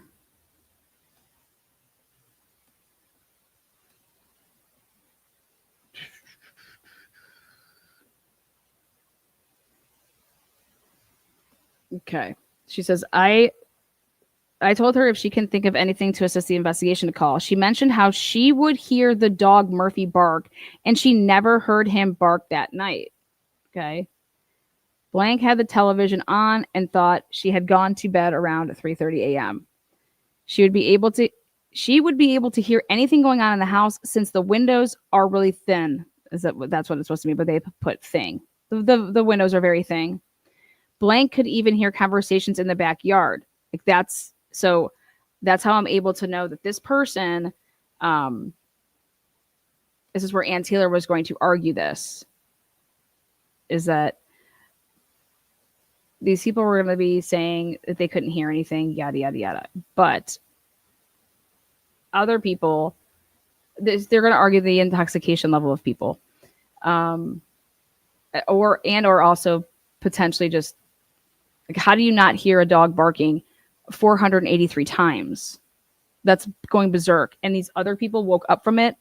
And these other people, she was adamant so early on in the investigation to talk about that. I couldn't hear anything versus just saying, and you know where my bedroom is, I would have heard, like, are you a light sleeper? Like, why do you think that you would have heard something just because of where your bedroom is, depending on if you sleep with, earplugs in or you're watching something, you know what I mean? Like, but a dog is the most annoying thing. The dog did bark 483 times. We counted. Mark counted. I was like, I want to know every bark, every second, and let's see what they're talking about when they're barking. Like, me and Mark have been on the phone. God, if we counted our hours, Mark. And this is why it's so important. A dog barking in the middle of the night is so annoying. Okay. But here, I don't care if you heard it or not. If somebody else right in that area, multiple people heard it and you didn't, it sounds to me like you had a problem. Because then also what we also have hearing it, all right, is the video. Unless it's a staged video, like with the audio, but I don't think it is. Excuse me, did I hear you correctly? 483 barks? Yes. 483 barks. And if you pay attention to when Bethany calls Dylan for the first time, it's right after a cluster of barks. It's like what I would do. I'd be like, what the hell? Why is so-and-so like, why is Murphy barking? Like, what the fuck's going on? But yeah, 483 barks. Now, I have no idea why Ann Taylor would not emphasize stuff like this in her reporting. When I'm saying her reporting, I mean her briefs, her legal filings. I would have been pointing out all of this stuff. Like, I am a timeline detailed motherfucker. And I'd have been correlating the what's being talked about, what's being texted, who's calling, who's up. 483 barks. That's insanity. But that's exactly what one of the kids says. He's like, the dog was going berserk from 4:15 until 5 o'clock.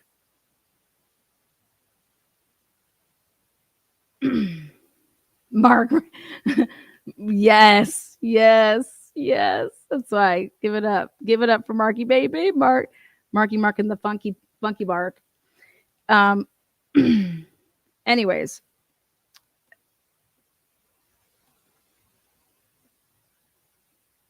Now, potentially this person, well, we're going to come down here because I want to show something else.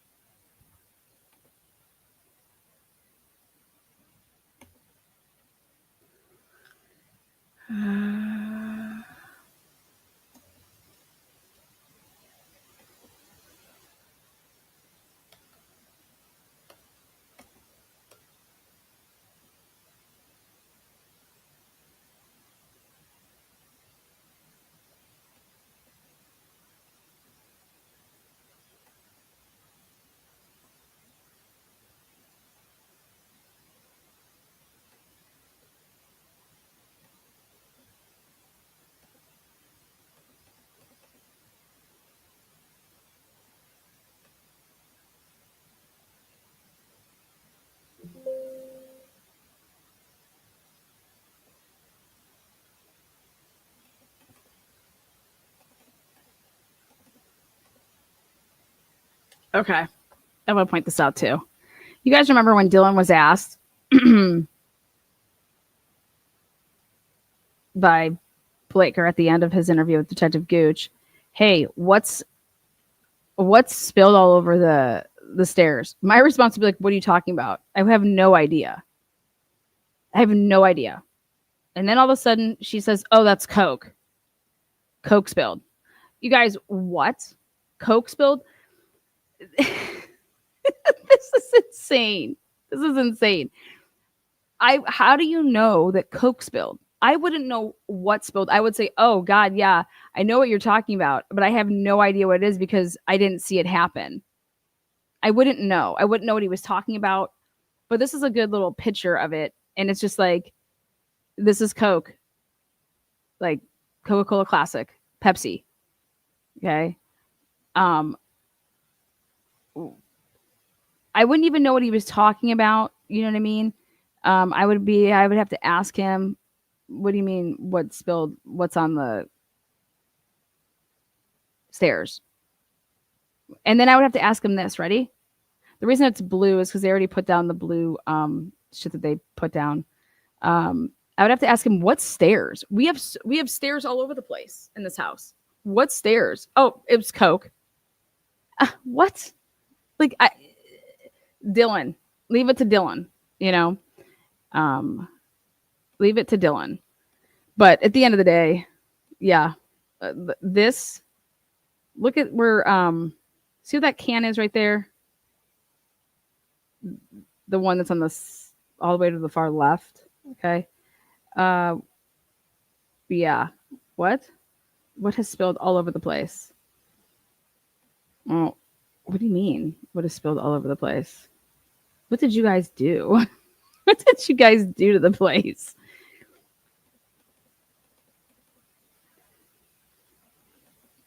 See, that's when they. This is after the fact. This is when they went in there. See all the blue.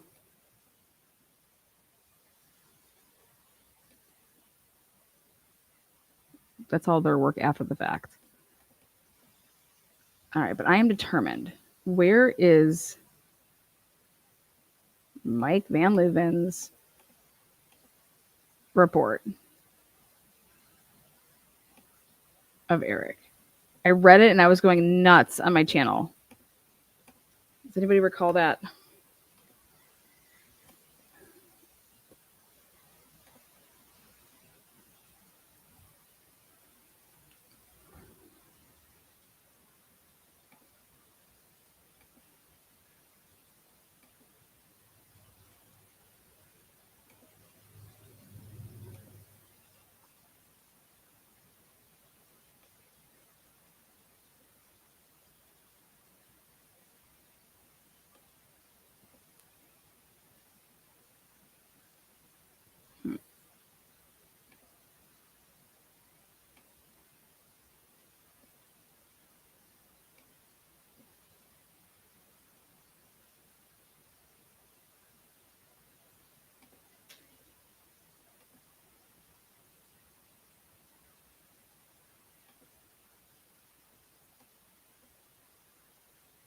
Okay, right here.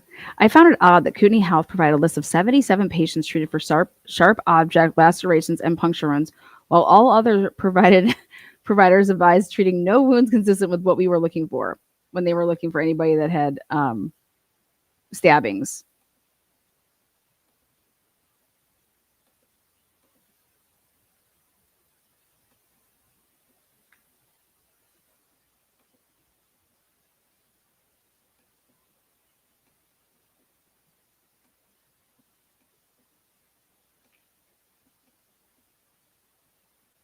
Female. This is going to be like that time range, though.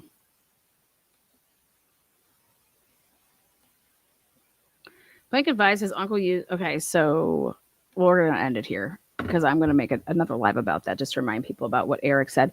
Unless somebody has that report number, like, knows what it is right now. I just did a live back about it when I was breaking out all the reports. I'm on a hunt to find Van Leeuwen's interview when he's talking about some guy in the park that was like sharpening knives. You guys remember that? That's maybe I'll do that. Let me look at that as a keyword, trigger word.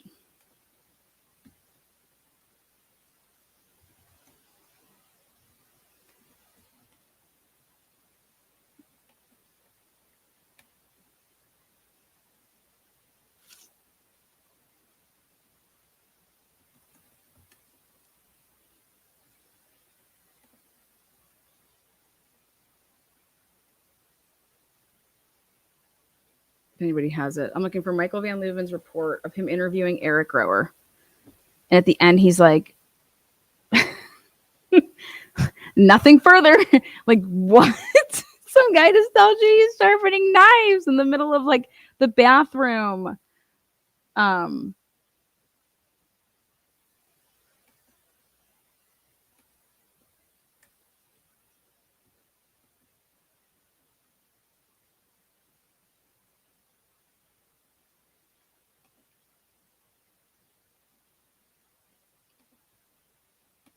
I'll find it.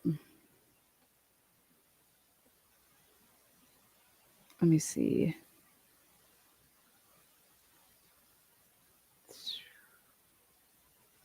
you come across it, but yeah, I'm going to end this. Eric Grower, complete liar. Complete lies. Complete lies. Or the game of telephone is just so bad. But I will tell you this, they go over to Eric Grower's house. Okay? Is it page 484? Oh God, hold on, let me see. 484. Come on. Oh, I was close. I was at 493. 484.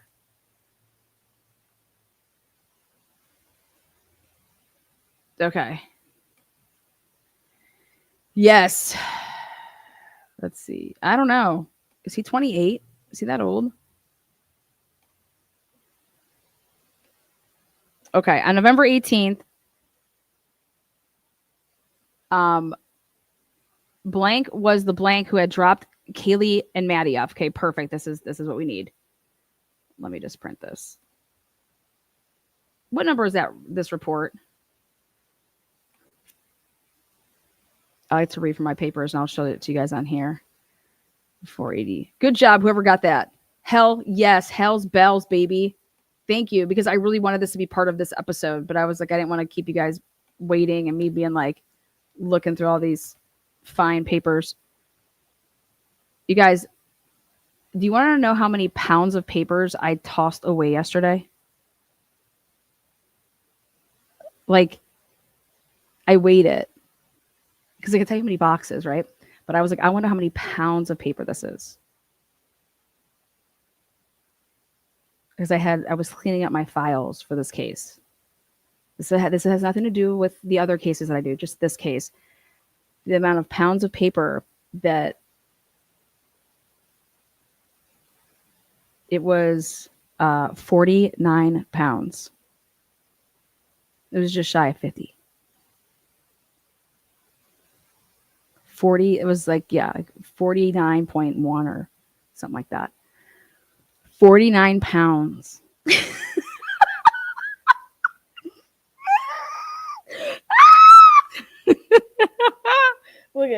Look at some of my stuff right here. Wait, where are those boxes? Do you see these boxes back there? See that? That thing is 8 feet tall, maybe more. Okay. Anyways, okay. Because if you're gonna look up stuff, okay, 49, okay. So 482. Oh wait, 482. Let's go with that. Okay, perfect. All right, now I can let this be up there. Okay, perfect. Notice the date here on November 18th. And I was showing you guys that they went and got. Give me this shit.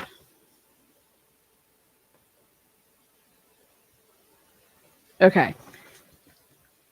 When asked if he had any idea who could have committed these crimes, Grower described an event that occurred approximately 1 month ago at the public restrooms downtown near Friendship Square. He said he stopped to use the bathroom at 1:30 to 2:30 in the morning, and there was a thin-build, white male in his 30s with tattoos approximately 5 feet 10 inches tall in the bathroom wearing a white tank top and sharpening a fillet knife at the sink. Him and Dylan. Okay. So they interview Eric on the 14th. Blaker does. Blaker asks questions that are absolutely ridiculous. All right. Then on the November 18th, now mind you, they're going to go over to his house and get shit. So this interview took place on the 18th. It took place at the Moscow Police Department. Eric was the driver that had dropped Kaylee and Maddie off at their apartment prior to the homicides. This individual was a white male, 28, supposedly at the time, this person. Okay. On November 18th, Gary Tolson and Mike Van Leuven, the two best fucking detectives in all of Idaho. I hope to God they get a huge raise. As Eric was one of the last people to see the victims prior to the homicides, he was a person of interest in the investigation. A person of interest. Why? Because he lied. Because he was not being truthful. Now, this is when you have to ask yourself,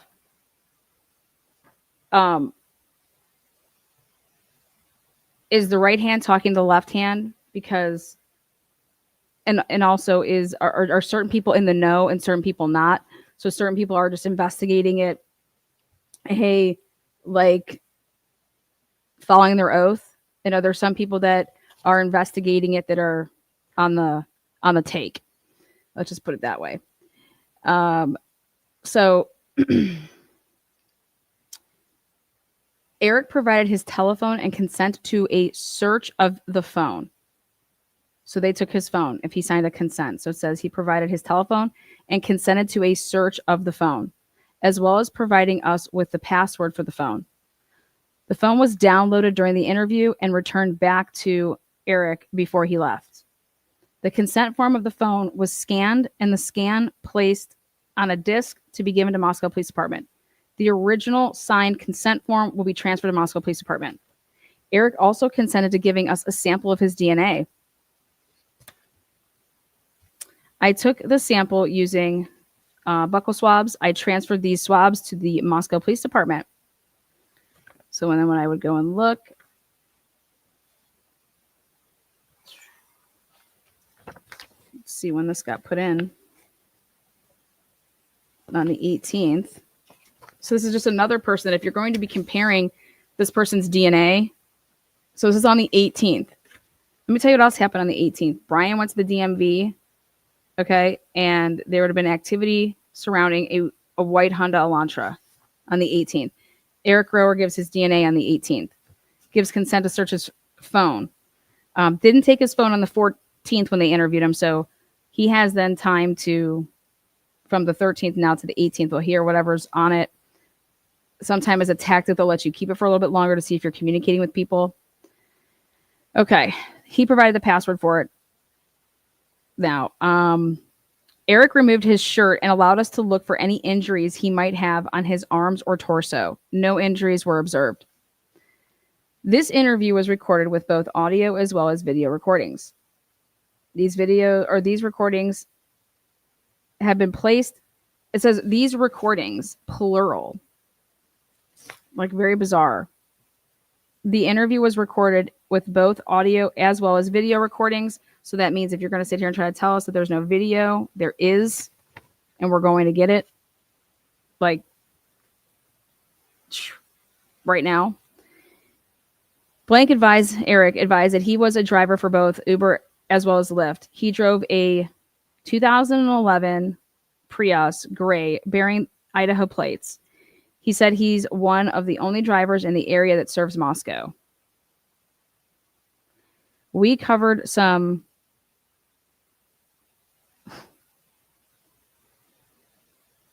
biographical history regarding Eric. On Friday, November 11, 2022, Eric had worked until 3 a.m. He started driving again between 10:30 and 11 a.m. on the 12th. Beginning at 3 or 4 in the afternoon, he had steady work until 3 or 4 in the morning. Eric advised his wife was not a fan of him staying out late driving, but that weekend she was out of town and with her parents in Hayden. Okay, Hayden. Now, he had just told the girls, obviously, that he was enjoying a weekend away from everything. She's in Hayden with the baby. Okay. According to Blaker, in his written report, when he had talked to Grower on the phone, Grower, whatever, he said that he was in Spokane/CDA, okay, and that he wouldn't be back until later on Sunday. He was enjoying going to watch football like all day, you know.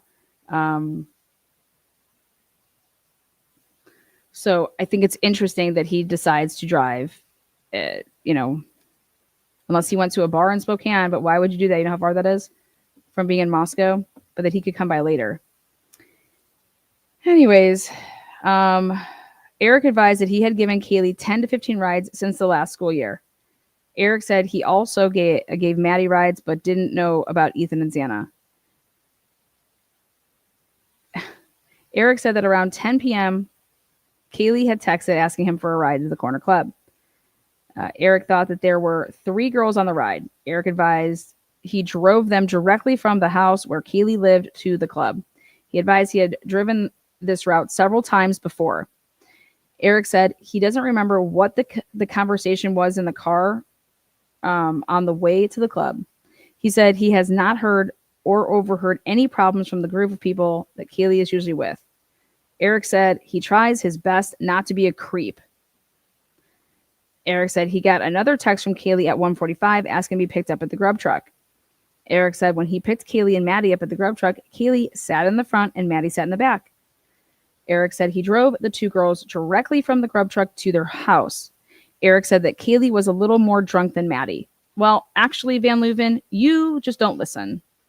Okay, remember when I read this the first time, I was like, well, Van Leuven sucks at reports. Van Leuven doesn't pay attention to anything. You know, he's just a complete and utter mess. I stand by that. He's a mess. This man's a mess. Okay. Now, Eric said when he got to the house that the lights were on and that there were 4 cars parked in the driveway. That's a problem. Now, I wanted this question to be asked by Blaker, okay? Because if there's only 4 cars in the driveway, that means one of the cars is missing, okay? And before how he was talking about, I like somebody's interview the first time versus like the last with like details that they remember without being like coaxed, I guess you could say. And he talked about it being tight, like it was a tight squeeze.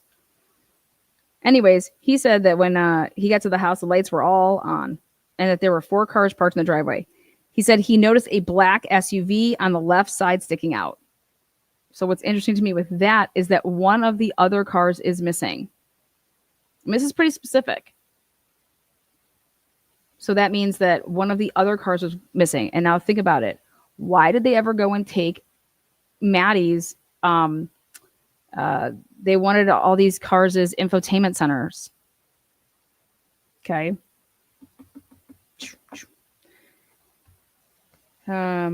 He also said there was a silver car on the road. There was a silver car on the road.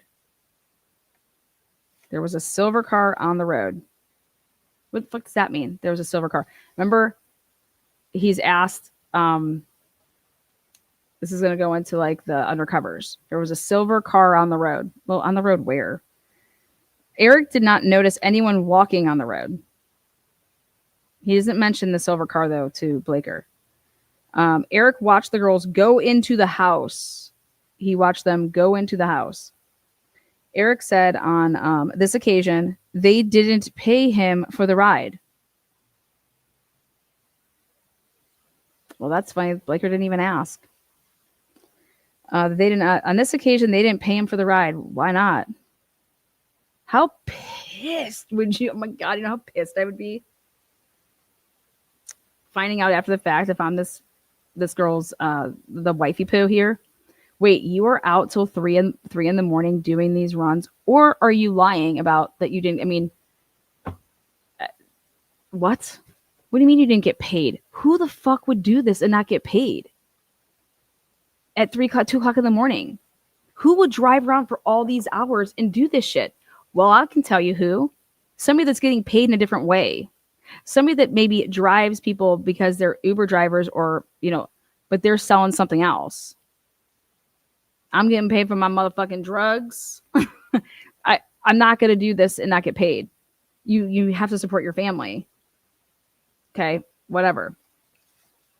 So, and why they trusted him is because undercover people are really good with, they befriend you. He started having airport bottles in the car and drinking in those airport little shot. The people he would give them to the people that would get in his car. He would, if you've ever taken Uber, they have like the waters. Well, here he's giving out airport bottle like shots. Okay. So, and I also think this is why Steve is over here saying, listen, nobody cares about whatever drugs are going on. Just tell the truth. Just no one's going to get you in trouble. So I want to hear this interview done with Van Leuven and Gary Tolson. Okay. Because they wouldn't give Dan more the time of day to go talk to him about if you see a white truck, like, why don't you just go ask the 6-year-old what's up? Who's a pillar in the community. A complete. So we already know what type of people we're dealing here with Van Leuven. So he says, Eric watched the girls go into the house. Well, Eric didn't say that to Blaker. Eric said on this occasion, they didn't pay him for the ride. He said that was not unusual and that he expected that they would pay him later. What? Dude, everybody works with apps. You know what I mean? Eric said he never gave rides for free. Bullshit. I never gave rides for free. And there was always the understanding that they would pay. How would you keep track? You just had an interview. On the 14th, and you have no way of keeping track of this. Okay? And so they would always pay.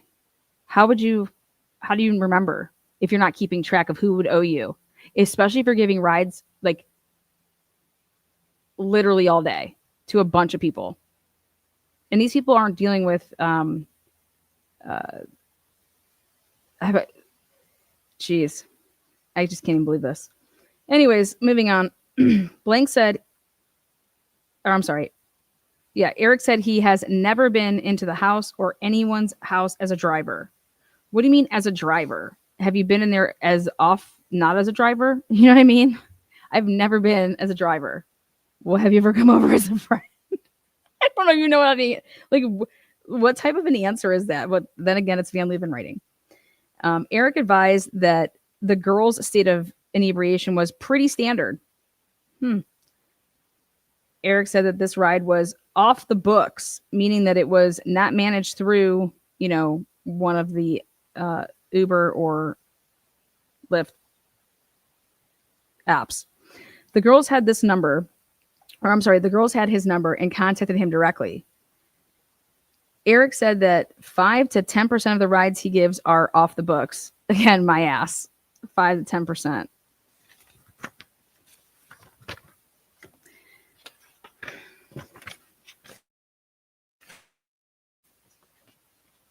Number 11 here. Eric said he did not go back to the girls' residence that night.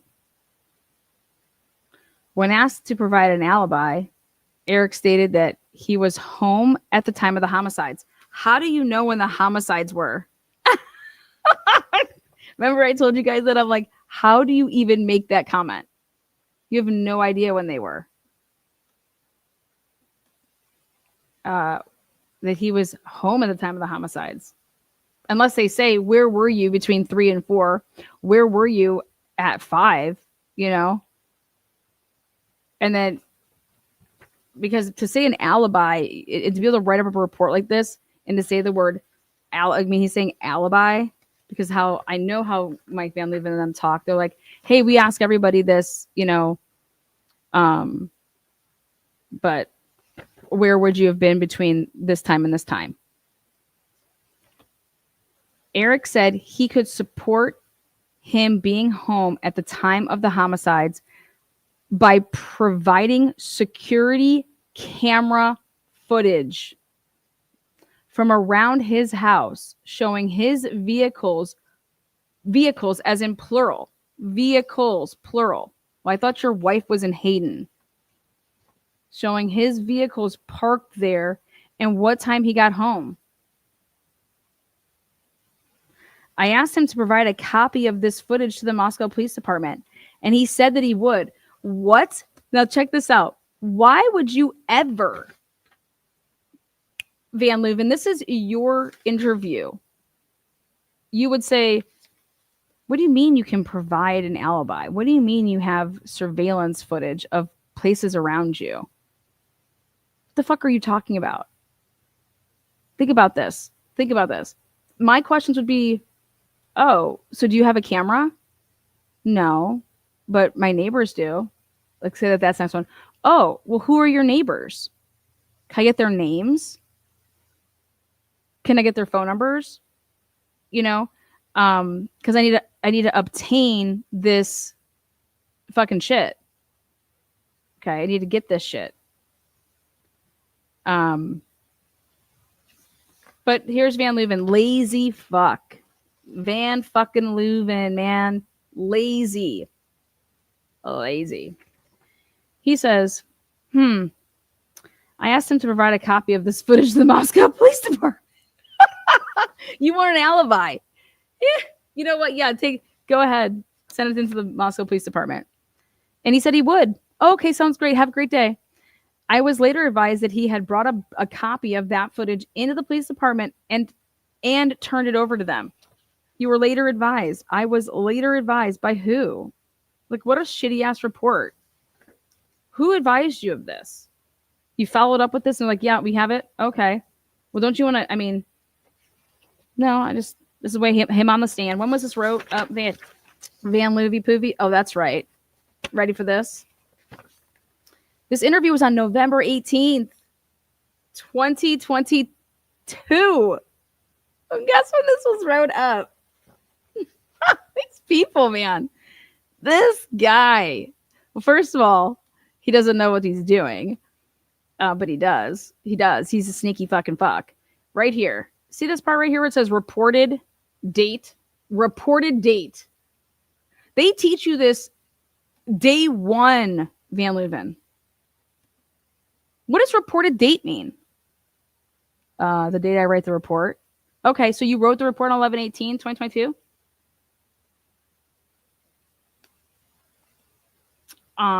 No. You wrote on November 18th, 2022. That's when you did the work, right? When did you write the report? Oh, yeah. I wrote it just around March 30th, 2023. Oh, you mean right after Ann Taylor put in that huge request? So you wrote it after.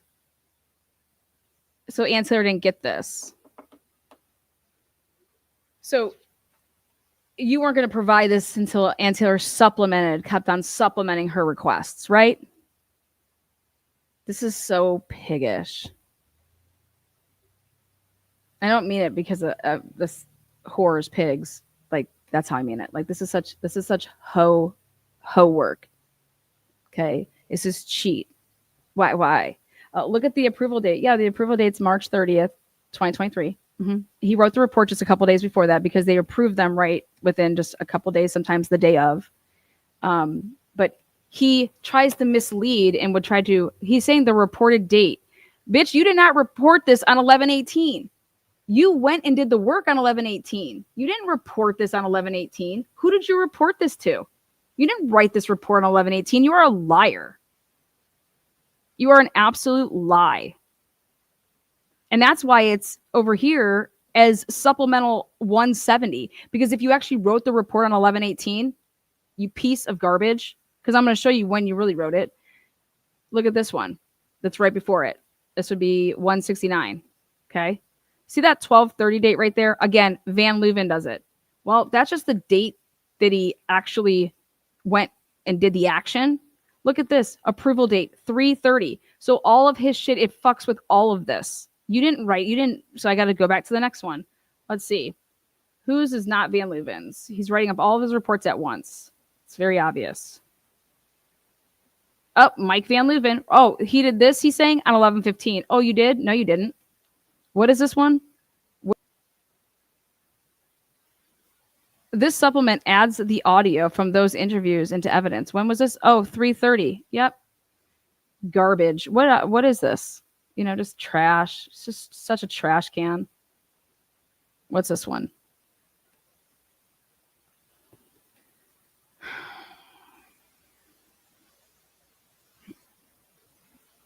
Michael Van Leuven, 12/30, 2022.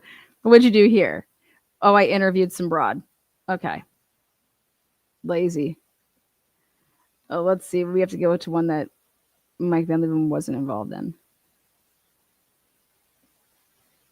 I had a Sergeant Van Leuven. Another one. Jesus, Mike, Jesus, Mary, and Joseph. Which one's this one? Oh, here, Robert Gideon here. See, right there, 3/9/2023. Boom. Take that and swallow it.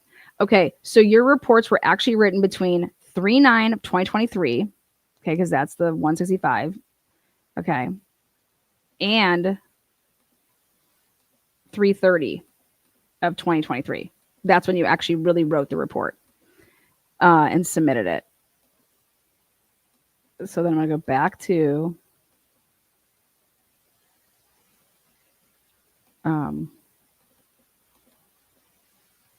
he then goes to, and he has to accompany right here. It's going to be the next one. God damn it. Then he adds, hold on.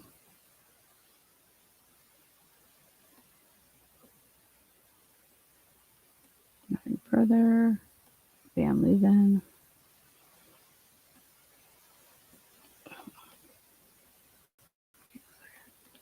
Let's go back to this Jack D one.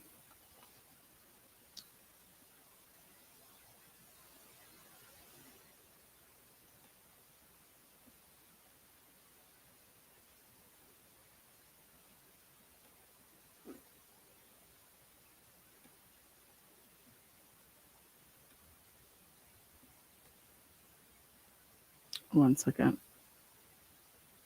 Making sure that this is his last one, right?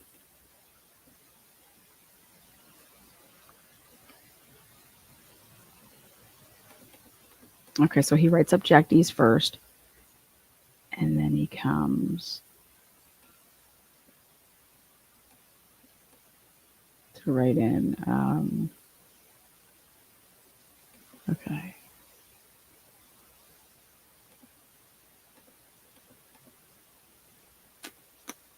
Mike Van Leuven. December 30th. Okay, so he writes growers right here. 170. Yes, okay. Now, the next thing that he goes and does off the books, okay, he should have where he goes.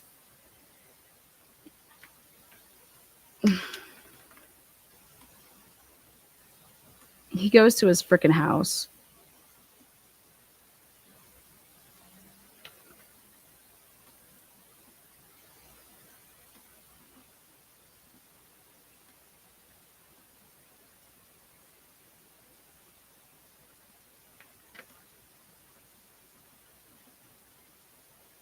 Damn it. It's got to be after this.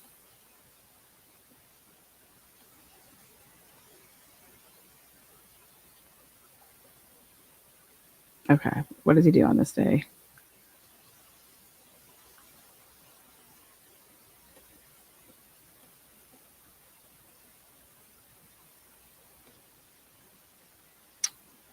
Come on, Van Leuven.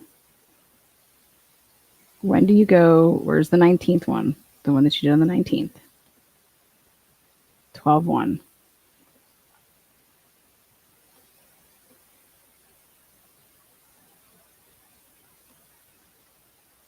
God damn it.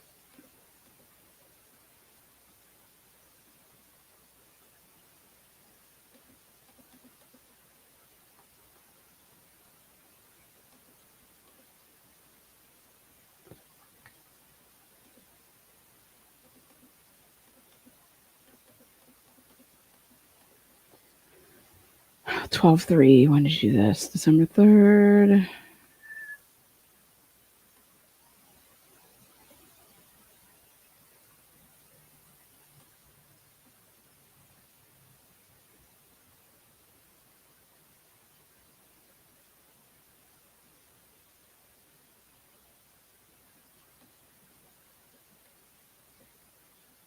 Hospital checks, Van Leuven. I just thought it was so odd. Where is it that you went and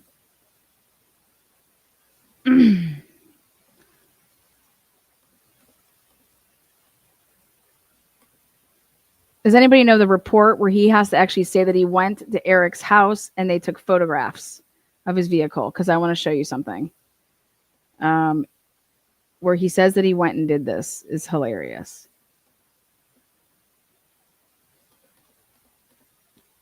Talbot. Wait. Nope.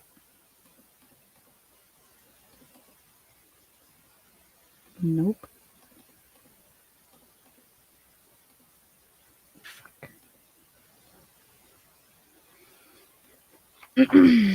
Anyways. Ridiculous. Okay. Eric said he first became aware of the homicides through the Vandal Alert text. Blank said he was shocked that this kind of thing never happens in Moscow. Same thing that Dylan has said. When asked if he had any idea who could have committed these crimes, Eric described an event that occurred approximately 1 month ago at the public restrooms downtown near Friendship Square. He said he stopped to use the bathroom at like 1:30 or 2 a.m. and there was a thin-billed white male in his 30s with tattoos approximately 5 feet 10 inches tall in the bathroom, wearing a white tank top and sharpening a fillet knife at the sink. Thank you so much, Eric Van Leuven. But then you decide after the 18th, then you go to his house. You go to his house and you start taking pictures. And I swear I think Talbot wrote up it. And I don't think it was Mike Van Leuven. But I think he was asked to write one up. This is how bad they are. Anyways, there we go. All right, guys, until the next one.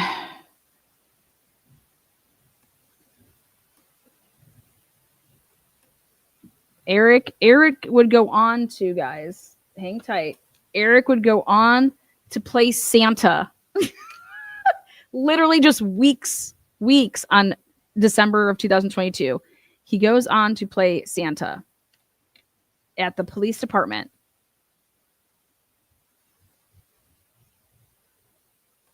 Eric goes on to play Santa. Do you hear me running? Goes on to play Santa. Saint Nick. Want to give a shout out to,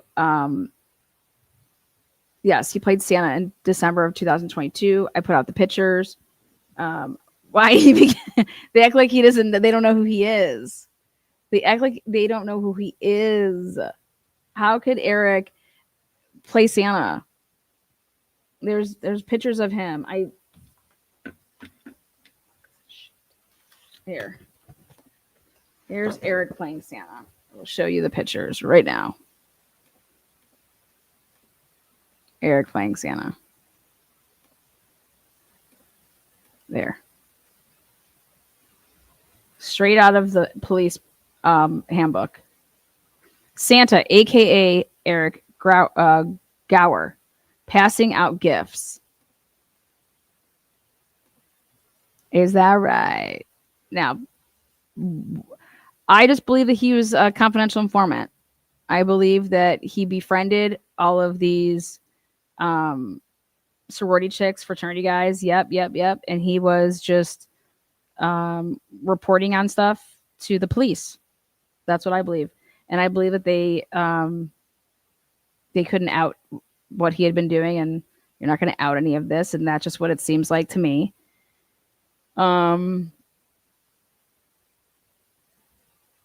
But I have no idea what Mike Van Leuven is doing. Mike Van Leuven just got hosed in 2020, and you put him. Why would Mike Van Leuven and Gary Tolson and Leslie Lehman have anything to do with this case when they literally just in 2020, 2 years prior, not even like a year and a half, get handed their asses, and their asses then eventually get sought by myself and literally just put it all out there and I show you guys step by step by step of how either they are horrible at their jobs or they're corrupt or both, and they can't even watch a surveillance camera to properly document when cars are coming and going. And then they just let Eldora Gatchel, who extended Brian Drake's life by at least 30 minutes. Like, how do you, it's right in front of your face. I mean, this is these people.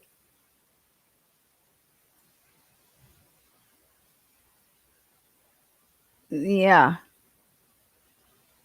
You got the Ed Jacobsons of the world. Ed Jacobson's FBI out of Coeur d'Alene. Ed Jacobson just ran for Ratham's, I don't know, police chief or sheriff or some shit. These people should have not, they need to be nowhere near. Because I don't care if you're corrupt. Either you're corrupt or you're just bad at your job. Either way, if you're bad, you shouldn't be doing this.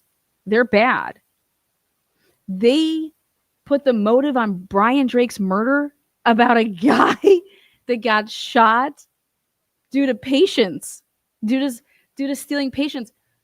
Brian Drake didn't even have a working practice. Like, it had nobody. Brian Drake was canceling on his patients left and right. Left and right. He had a couple patients on 2 days in Bonners Ferry. And they say that a guy who is making like 50 times more money than this man shot him through a window because he was stealing his patients. And guess what?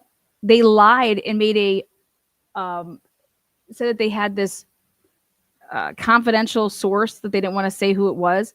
Come to find out, I get to the bottom of it, and it's an 80-year-old woman. And I put out the interview conducted. Have you guys ever heard this shit? You guys want to hear Mike Van Leeuwen conduct an interview with an 80-year-old woman? And that's his star witness. And she's over here saying things like, I have no idea. I never, like, it is wild. And he writes up a 19-page affidavit, the same thing that Payne does, and writes up this affidavit that is absolutely mind-blowing. But when you have the motive off, you're going to have your perp off. Like, whatever the motive is in the case, then that's how you can, like, okay, yeah, they didn't have, that would never be this person's motive. So they said in Dan Moore and Brian Drake's murder case that the motive was that Brian Drake was basically stealing patients from another chiropractor. Brian Drake traveled all around the Idaho area because Brian Drake he didn't have enough patients in Hayden because he just never went to work. But he needed to go all over in order for him to have a working practice. I need to be able to go to these different cities and go to them and go to the Mennonites. And then that's how I'm going to be able. He was sleeping in his office, for heaven's sakes, 2 nights a week, Mondays and Thursdays. Brian Drake was sleeping in his office.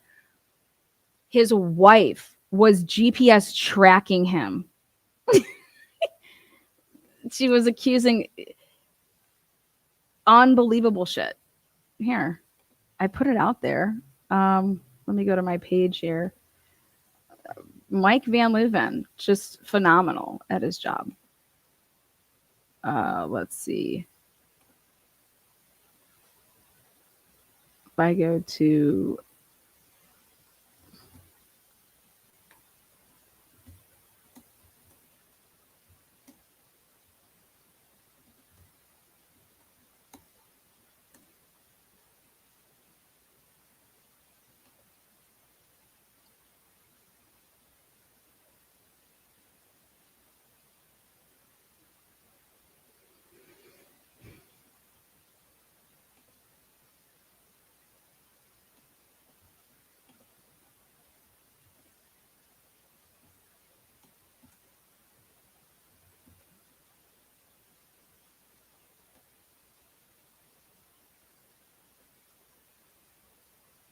let's go to, hold on.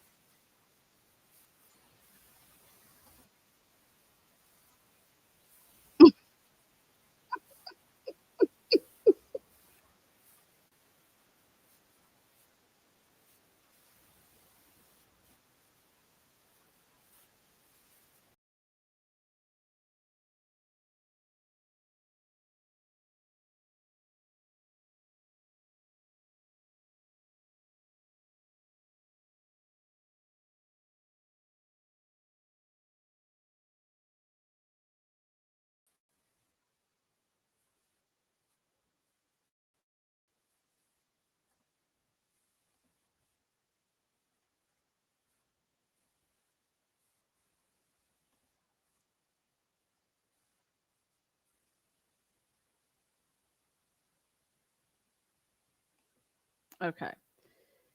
Check this out. No. God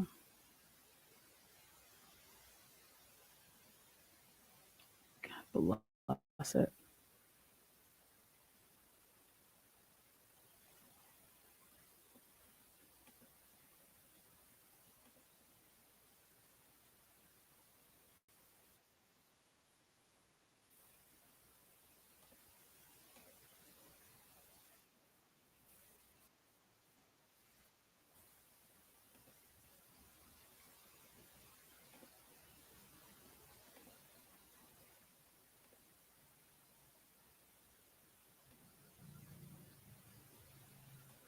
Media and the public page.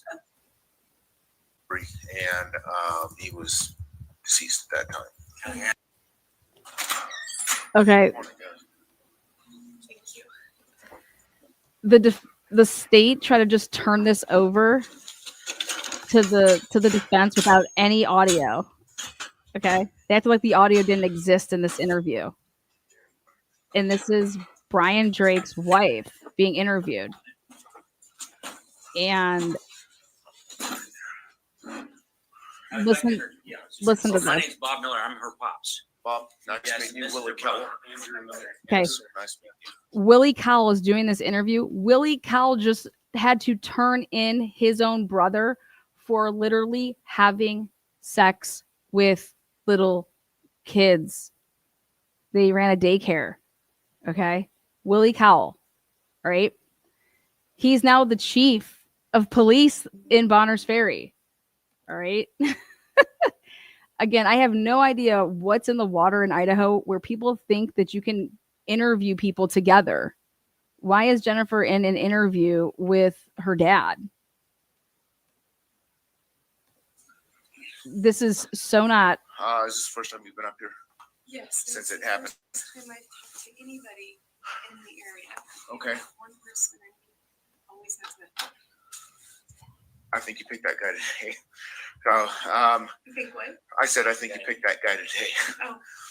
In regards to the investigation, Her husband was shot on 312. And she's saying that I've not talked to anybody up here. It's 314. Okay. This is the first time I'm talking to anybody up in this area in Bonners Ferry. They live in Hayden, CDA. It's like an hour and a half apart, just kind of like how Moscow and, CDA are. It's just a different direction. been up here basically since it happened. It's up here that night, the following day. Are you out of here? I'm out of Bonners Ferry. I live out of county, but I work here in Bonners Ferry, and so I came up the night it happened. Then was involved on the not the actual investigation, but doing follow up, checking businesses for surveillance videos, that sort of thing. I never made it inside that building. You didn't go into the office where the body I did was? not. I did not. So the call came in. One of my officers and two deputies responded. They checked the call came in. She's the 911 caller. She's one of them. Allegedly, supposedly, she's one of them. Okay, listen to this shit. So I got this to be. They tried to turn this over with no volume, no audio. They tried to say that no audio existed the first time they tossed this out. I said bullshit, and then voila, audio appears. the area, because all it was a gunshot heard in the area, which is not unheard. Did you guys just hear this? Listen to this. The first 911 call comes in. She's on the phone with her husband when he's shot. Okay? Listen to this. The call comes in first, he says, as like someone just heard a gunshot in the area. Listen to this. They checked the area, because all it was a gunshot heard in the area, which is not unheard of, but it's uncommon. What's that? Okay, so we got two other calls. You did get to We got two other calls of gunshot, and those came. We got two other calls. Boom. They've never boom, daddy. Where you at, Bonner's Ferry? I'm right here. Come get me some. Where are my 911 calls?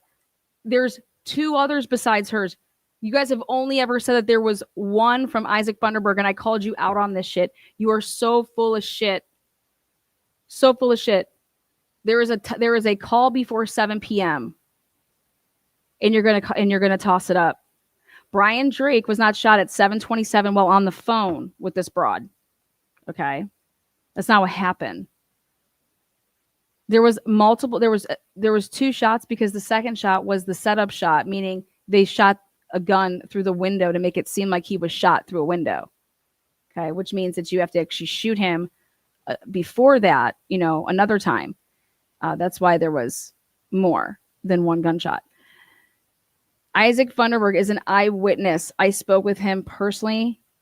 He wanted to come forward. He did come forward. He's like, I did not see Dr. Moore. That's not who I saw. He gave a literally description, head to toe, of Eldora Gatchell's brother, Caleb Kakoa Nazara.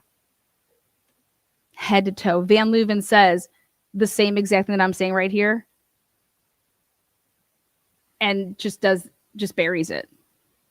Before your call, because you called, I'm assuming 911, and it would have been Bonner County or Kootenai County. Okay. See how he said Bonner County? Again, because I brought up another bomb. I said, we have Jennifer Drake's phone records. I got Kootenai County's dispatch 911 records. There was no call that ever came in the dispatch that whole entire day from a Jennifer Drake. Then during that time frame, no call ever. There was no call that came in at Kootenai County. There's no dispatch. Okay? Lies, lies, lies. They sent me to Boundary, then Boundary sent me to Bonner. Okay. They sent you to Bonner, and then Bonner sent you to Boundary. So by the time you got up here, we'd had 2 other calls, and we had guys that were en route. Do you know how long? You guys just hear that? 2 other calls. So not just 1, but 2, and then hers. I was allegedly. sick as hell doing this live. Wait, right there. But 2, and listen to what she wants to know. She wants to know the times. She wants to know what times these calls came in. For the record, I've asked Jennifer Drake, do an interview with me. And I'll improve and answer my questions, and I will come out and tell the world, and I will eat crow, and I will say, you had nothing to do with your husband's murder. But she won't take me up on that offer. And hers. You guys just hear that? 2 other calls. So not just 1, but 2, and then hers, allegedly.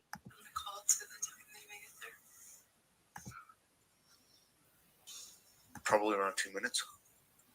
So Bonner's Ferry is 9 square miles. Okay. Do I know what? Was he dead when they arrived? Yes. Yeah. They checked the area. This is what doesn't make sense. Found the bullet hole in the glass. They looked through because he objected. No, they did not. Now he's full of shit. I have the body cams of all of these officers. I put them out there. The body cams are an hour off, all of them. It happened just after daylight savings. Now, they couldn't. They didn't go and rescue this man right away. It's not what happened at all. They were walking around. Everybody was looking to try to figure out where, because the original call that came in, it never gave an address. It just said, I heard these gunshots, and it's right across the street from where I'm at, and I'm over here at Les Schwab. Okay. And then they had to wait for her. When her call came in, then she's the one that gives an address. Oh my God, I was just on the phone with my husband and he was just shot. He said, oh my God, someone just shot me through the window. For any pulse in the carotid artery, and he was deceased at that time. Can I ask you, Sure. where was he at? That I can't disclose right now. And I'm not sure because I was on the phone. He told me he thought he'd been shot. outside. Okay. And now, I was on the phone with him when he said he got shot. Now, this is where I was able to blow this all up out of the water. I was able to prove his last patient, Eldora Gatchel, okay, she gets caught in the biggest lie, but Van Leuven, of course, can't catch shit. He can't even catch a fucking STD in a strip club. God, do I miss this case? God, I'm bringing it back. Because it's the same people, you guys. You don't understand. The same people that did this case and investigated it with Idaho State Police are the same people that did the Idaho4 case. And it's so bad. It's so bad. Eldora Gatchel says that when she left, obviously Brian's fine, you know, she was the last patient, her and her brother, and that they left. And when she goes to leave, that she couldn't leave out a certain way because there was a white truck just parked with its running lights on. So she had to go out a different way. Well, I was able to get all the surveillance cameras in the area and put together everything. And what you see here is that Eldora Gatchel's pilot that she's in leaves. Okay. And there's no white truck there though. And that it's not till a minute after she leaves that then this white truck comes through and comes up into where she's saying that that's where the white truck was. And I'm like, oh my God. Hello. That means Eldora, okay, either A, knows the person that was driving the white truck because she knows the whole plan, or she didn't leave in her pilot, okay, and somebody else did because she's still there to then know about the white truck, because after you would have already been left and down the highway a good half a mile, okay, how do you know that a white truck would come there if you've already left in a pilot? You don't. And she gave her interview right after the murder, okay? So basically what Eldora Gatchel did, though, is she extended the life of Brian Drake by saying that, yeah, he was still alive when I left, and I'm leaving and I'm pulling out, and then there was this truck there. I couldn't leave, and then boom, and wanted to get detectives on this white truck. Tisk tisk. Well, then my thing is Isaac Funderburg comes forward because he's the one that called 911 from hearing the gunshots, and he gives a description of literally like a dark-skinned man, little, with a goatee, beanie, all black, and a silver vest on.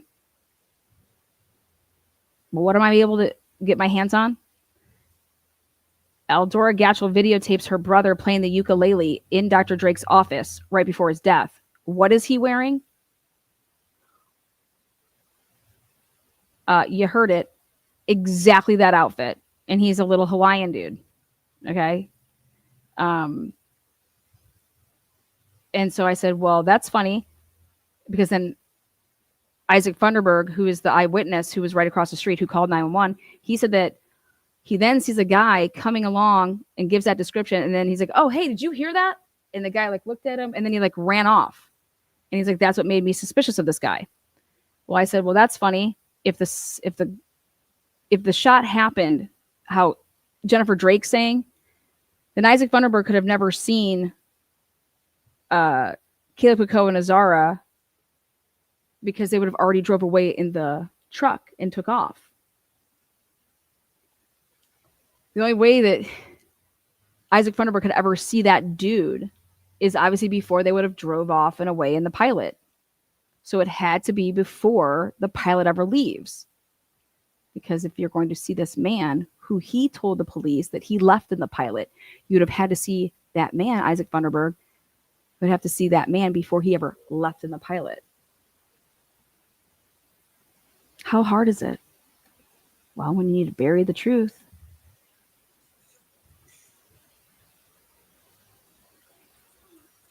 All of this is bullshit. Our lead investigator on this for the police department is Assistant Chief Marty Ryan.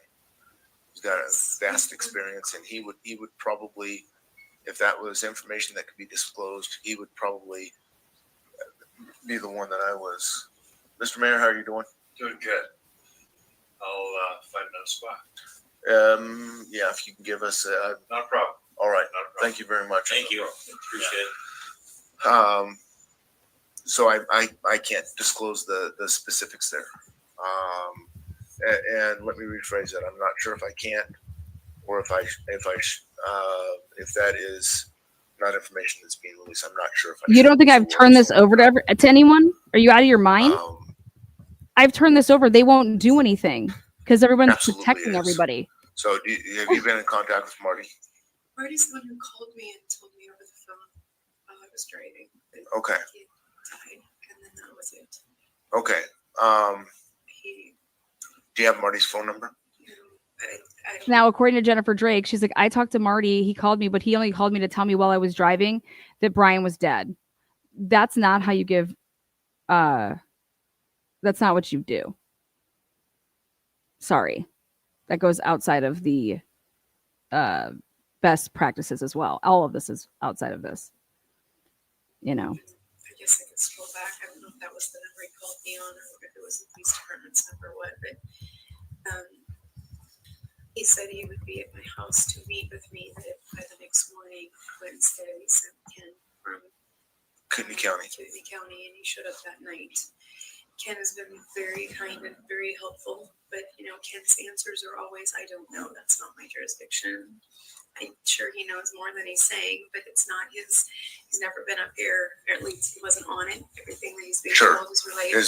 Absolutely. And I think the same case, he just doesn't know what he can tell, what he can't, or he truly doesn't know some of the most basic answers. And we came up here knowing that my husband's car is there, wanting to know whether we could bring our car back. So we went by the office. Of course, nobody's there. I was disturbed by the fact that my husband's door is open. You can look through the glass and the door is wide open, which means that the lady who works here and has the key to that office has been able to go into my husband's office. And that is not like open to anybody. And they didn't tell me that I could be up here and that I could. Nobody has told me anything. Just the most basic of things. I feel like as his wife, there is something that came out in the media and the public page more than I even knew. Because nobody contacting me. This is my right. Some of the most basic questions I should be able to ask. And she puts on a lifetime performance here, and it's so that she can get into this office of her husband. She wants to get into the crime scene. They let her get into the crime scene, and then takes his car up out of there. Not only did she go into the crime scene where they said that it was released, like she wanted to take pictures. On her phone, she took pictures of his blood on his floor in his office. She took pictures of the hole through the wall, the window. She's flashing pictures in her husband's office. Then there was stuff that was left there. Don't know what was taken. Okay. And then she takes the vehicle, and they let her take this vehicle. It was no longer a crime scene because they released it. Okay. It was just, wow. Like, whoa, He doesn't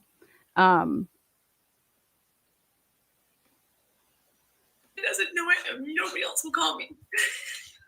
And everything has to get relayed through dispatcher Ken. Okay, I'll ask them that question. I did ask them that question. Dispatcher Ken, she's on a first name basis with a guy up in Coeur d'Alene. I haven't gotten an answer. What do I do to get some answers? If Marty knows everything, why can't Marty call me? Marty, Ken.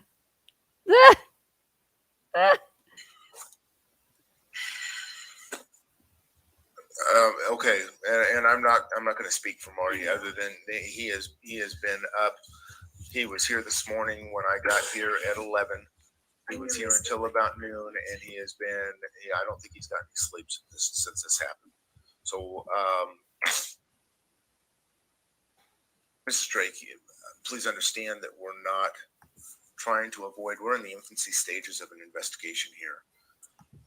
The information that we are gathering is we had a suspect, or a person of interest, I should say, that was seen in the immediate area when those shots were heard that night. He's from Michigan. Our investigation is just, what is he giving her this information? this was part of what I was involved in, trying to find out who this guy was. We figured out who he was, figured out where he was at. We got him detained. We had 6 search warrants in regards to him yesterday. This stuff is very, very time consuming. And Jennifer Drake must be totally like, this is her getting information. When you need information, like you need to know where the investigation stands. Okay. She wants to be told things. Ready? She's sitting back and with I'm not discounting the fact, yeah, absolutely, people should be communicating with you. Our department is we got 7 guys on it, and I've put over 20 hours into this. Marty probably 36 or 48. It is it's not that we're trying to withhold.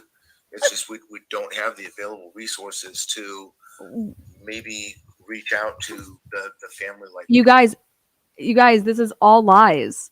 The Idaho State Police were brought in. Marty brought in Idaho State Police within an hour, like brought Idaho State Police in within an hour of this call, of this happening. Like Idaho State Police took this over, but they just didn't send anybody out. He was shot at 7:30. Idaho State Police did not respond and report to that office until 9 a.m. the next morning. They let Brian Drake's body just lay there from him being shot. And then all they did, it was like scene security, like how they did it with this case, for the Idaho4 case. The Moscow Police Department was standing outside. Well, Bonner's Ferry was just standing outside, and they had people at all the entrances of his office building. And they waited there until 9 o'clock in the morning, and then they got a search warrant, Idaho State Police, to then go in and do what they did, like basically in the Idaho4 case, which is you bring your forensic team in. Okay.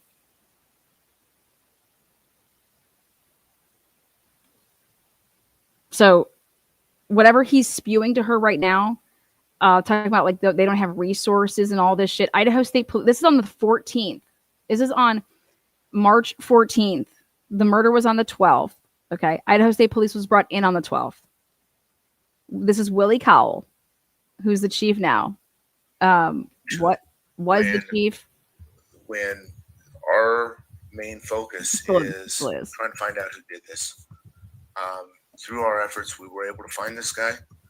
We got a warrant to arrest him, or to detain him, I should say, to collect his DNA, to seize all of his clothes, his vehicle, a search warrant on his vehicle, a search warrant on the room he had stayed in at the Kootenai River Inn the night before.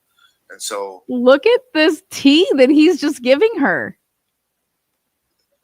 Understand, we're not sitting on our thumbs with all this information and just not. You guys, the eyewitness described somebody. Okay. Why didn't they go talk to him, who the eyewitness said was running, and find out who the last person was that was the patient? Why didn't they realize they haven't even got to Jennifer Drake yet? Because they download her phone on the 16th of March. Idaho State Police, Mike Van Leuven, finally has an interview with her.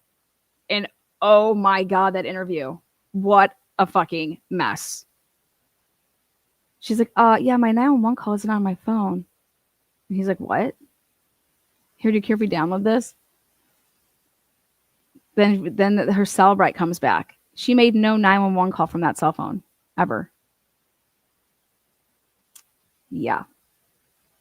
And then Kootenai County does not have a 911 call. But there is a 911 call, but it just doesn't originate in Kootenai County. It originates in Bonner County, which is Sandpoint. And then when you do the math on how far it would take to drive from Bonner's Ferry to Sandpoint, it's about, that distance when the 911 call comes in.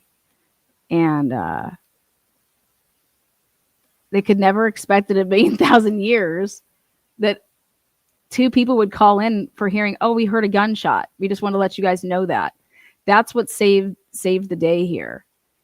And me coming along, I guess. But if somebody doesn't call in to say, hey, I think I just heard like gunshots, then, and that timestamp of that is way before Jennifer Drake, who was on the phone with him when he was shot. So her little story is just absolute trash.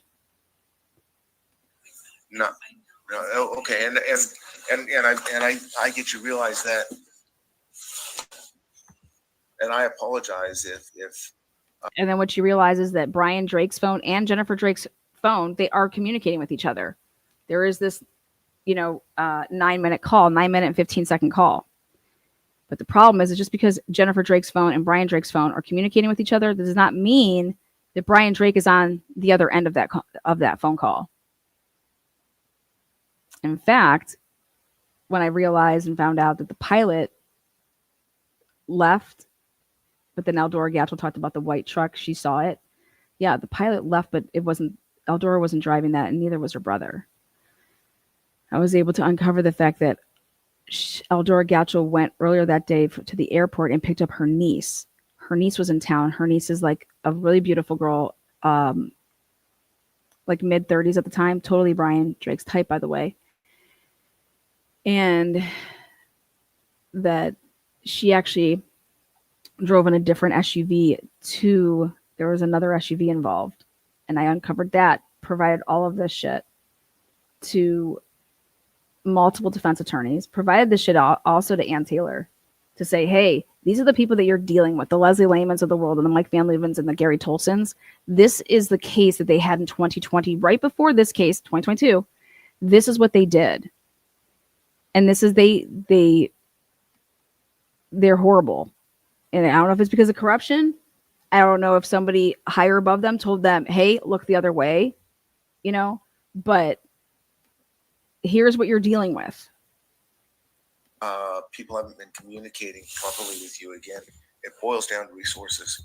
And our available resources on this they've just been completely consumed. And it's not an excuse.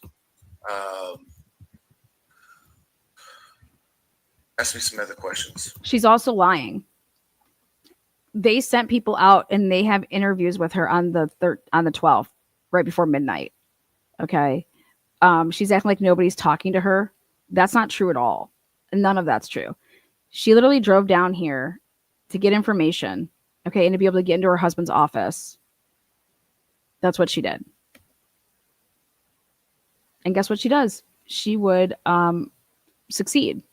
She gets into his office. She takes those pictures and she drives away in his vehicle. Maybe there's something else. His vehicle that was never processed. And by the way, that lead, we've been able to exclude him right now. Jennifer Drake just won a $15 million lawsuit. What do you mean? Is she in prison? Did she just won a $15 million lawsuit because she sued for wrongful death, even though there hasn't even been a criminal case? This is the most fucked up thing that I've seen. Like, you guys think Idaho4 is fucked up? You have to understand why Idaho4 is so fucked up. You need to go back and look at this history. And it's all about their secrets. As a suspect. Pardon me, sir. There are other leads. He's not one of them. But no other leads? No. There are other leads. He is not one of them. He's not one of them. But the time it took to determine that. Why would you just ask if there's other leads? Because the guy didn't just tell you that it dissolved. Okay. So why is the dad asking if there's other leads? You know what I mean? Is phenomenal. That's good. Wait. The time it took to determine that. Wait. He's not one of them. But the time it took to determine that is phenomenal. That's good that you found that and got rid of it. It absolutely allows us to focus on other things. Right. They're saying that they cleared this guy. Okay. They're saying that they cleared this guy. And because we're able now to focus on other things. Guess who cleared him? Ed Jacobson. In order to clear him, basically the guy that they not arrested but detained blows up Jennifer Drake's story, as well does Isaac Funderburg, because they are seen on camera at certain times And he's like, yeah, I had already walked down and back. And when I come back, I see this guy who's Isaac Funderburg asks him, oh, did you hear that? This is a different guy. And he's like, no, hear what? And the guy that they detained, he's like, oh, what side of the street were you on? Where were you? He's like, I was on the left side of the street walking back towards the Kootenai Inn. And he had like dogs with him. He was carrying groceries. And so he's talking and he's saying how, well, here he's on camera and you can see him past the screen. So I'm able to have this timestamp.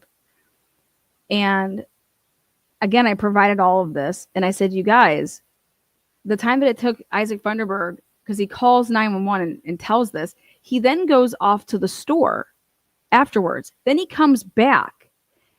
He went to get ketchup and shit. Then he comes back. He's getting out of his vehicle, which is right across from Brian Drake's office. And that's when he runs into this dude. His name's Hartman. And they have that conversation. And I got the timestamp of it. And I'm like, and this was at 7:29. And I'm like, hello, do you see how this shooting had to have occurred way before 7:20? Like, what are you talking? 7 when, like, hello, all of this has transpired, and that takes time, which means you have to back up the clock and to see, okay, when truly was the gunshot that Isaac Funderburg heard, which was way before Jennifer Drake is calling in saying that, oh my God, I just got the phone with my husband. He said he was shot through a window.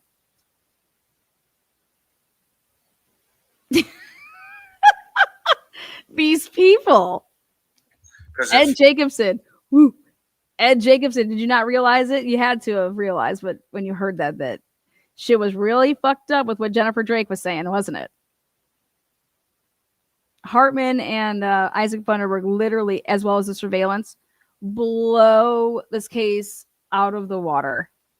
If this guy disappeared or we weren't able to identify him or he was back in Michigan, I mean, it was just, absolutely. So we'd like to know, though, is there a way we can get in this office? That office is no longer a crime scene.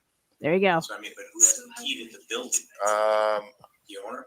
Yeah, the owner. I don't know who that is. Do you know who it is? Yes, but it's in my husband's phone. Actually, I have Who would you call There is, as long as you, and I can find out who the owner is. I can find out who I know the the owner is. owner, so I sent him, but he lives down in. There, he's got an office manager up here. And she was up here earlier. See, I don't know any of her info. I don't know any of them. All right. Because I think that my husband's keys, most likely, unless there's a reason you guys would have confiscated those, it means that they were most likely in the office to take the car. And if Why wouldn't she think that her husband's keys were on him? How does she know where the keys are? we can just go ahead and Could have been on be his in the body. office. I believe that I heard that the keys were in the office. Okay. So we would be allowed to take the car. Yeah, What's our car? Right. there's nothing. The investigation regarding that crime scene. I should say the crime scene is They never took this car in and processed it. If they did, it was never turned over to the defense. cleared, and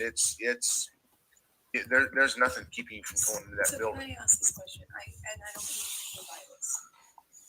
The point that it was cleared, why would nobody call me? We came up here and drove 2 hours praying that if there was somebody on the scene, they would at least answer questions we probably would never be let in. And here it is cleared and the door even open, and nobody has called to let me know this. And I Because it get, was I smashed know in. that you're busy. I get no, that. Mrs. But Drake. somebody called Tim to tell me. Yeah, somebody could have, and that falls. She wants to know. I was telling Jennifer Drake, why aren't you sue the police, right? Because this is about getting paid. This is a payday, right? And covering up, make sure you guys aren't going to prison for murder. Back on us as being negligent and following through and saying too. I don't know why you were not called. Would you at least know your head that we're very dissatisfied with this, and for policy in the future that you might consider things like Oh, this? absolutely. Absolutely. No, there is there is, this is not falling on deaf ears. This is not. How does her dad think he knows what policy is? How does her dad think that this is not within policy? I would be like, excuse me, but what are you talking about policy? Like, look at Willie Cowell. Like, no offense, Willie, but you suck. You suck on how you're handling this. Okay? Like, what are you talking about? This guy's telling you that you guys are basically not abiding by policy. Policy says that they have to call the, Jennifer Drake. Hey, just so you know, you can come get your husband's belongings. And hey, just so you know, if you want his car, you can come and get that. I'm But you see our scenario. absolutely, right? I do. Absolutely, I Especially do. since we live out of town, so it's not like we can come every day and knock on the door. Sure. Like we are literally far enough out that all we can rely on is phone calls right now.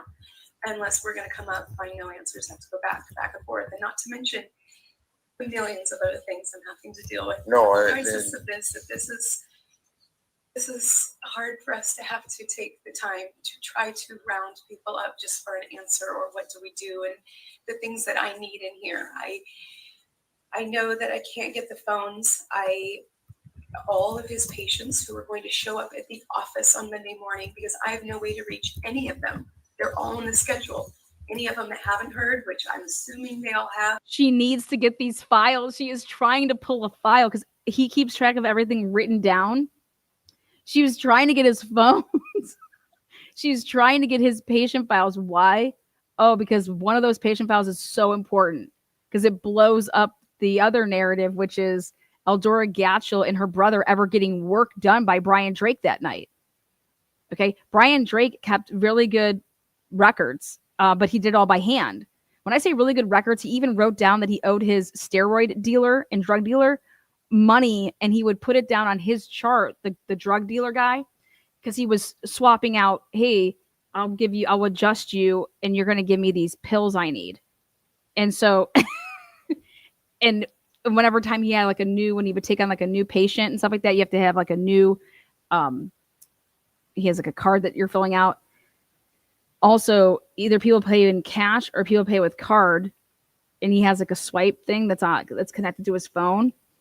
And there is no new patient form for Caleb Cohen-Azara. He's not written down in the books is that he saw Eldora and him, and it would come out of Eldora's package that she had. Okay. I went and got all of the financials that have to do with this case, and they don't add up that day when you're taking stuff with cash and card. It's way off on how much based on the patients, based on if they had to pay that day, based on how they paid. Okay. He had something like $650 in cash at the office. They were all in $100 bills except for $150. Okay. How does Brian Drake have no means to give anybody change? Everybody was just coming with exact change, hundreds and 50.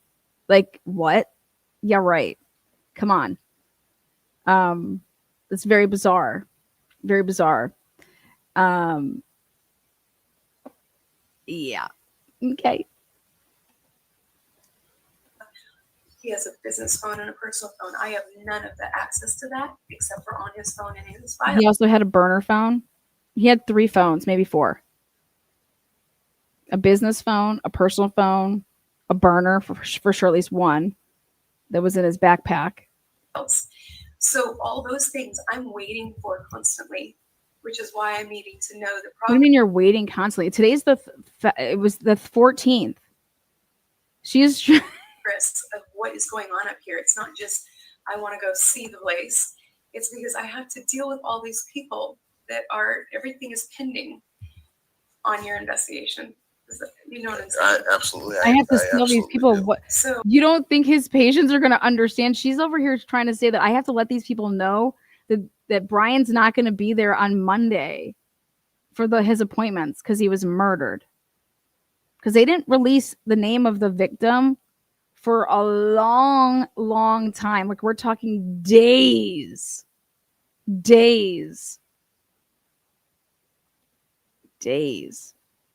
Brian was being tracked by his wife with this app, and Brian had to put on his phone the Hidden Eye app, which if you try to get into someone's phone and you put in the wrong code or you use your thumbprint to try to get into someone's phone, it takes a picture of you from the front and the back of the phone.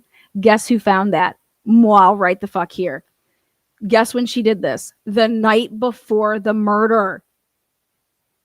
I found it in the Cellbrite, in the Knowledge Sea, when I was digging like a crazy motherfucker.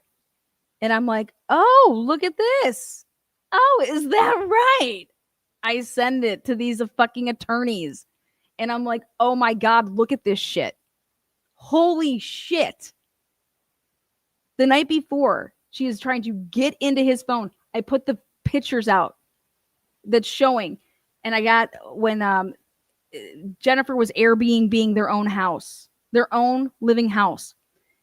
And I was able to prove that it was their house and find this Airbnb because I was able to match the carpet that's in their house to the back of the phone when she got her picture taken. It takes a back of it. So what it does is it tries to get all these pictures to show where you were located when you did this. The Hidden Eye app. Okay. It's the Hidden Eye app. And guess what's on the ground? The same shitty ass carpeting / fucking, I don't know, that's in the Airbnb photos. So I have the timestamp of when she did it. She did like at 5 or 6 on the night before the murder. She's literally trying to get into his cell phone, which she tells detectives in her first interview that Brian didn't have a passcode on his cell phone. Girl, you a fucking lie. Well, maybe after you did all that, but there would have been some confrontation here. Hey, honey, why can't I get into your phone, you know? But Brian, who puts that on their phone? And why is the wife trying to break into the phone the night before the murder?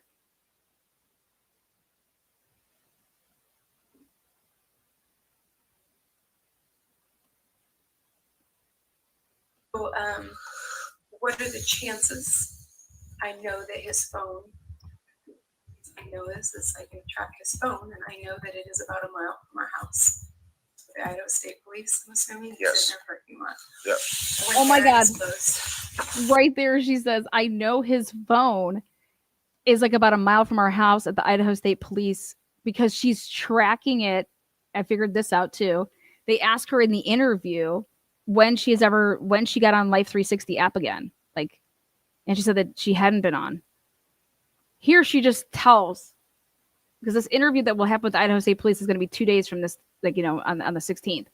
So here I'm able to say, well, right here she tells that she was following her husband's phone, and it tracked, and it's at the Idaho State Police lab right now because it's at 650 Wilbur Drive. Okay. And how does she know that? Because she's been watching, and she was taking screenshots of it because then I found them in her phone. This broad, like the lies. This broad was deposed by a very, very good attorney, Joe Bolton. Joe Bolton's a very, very good attorney.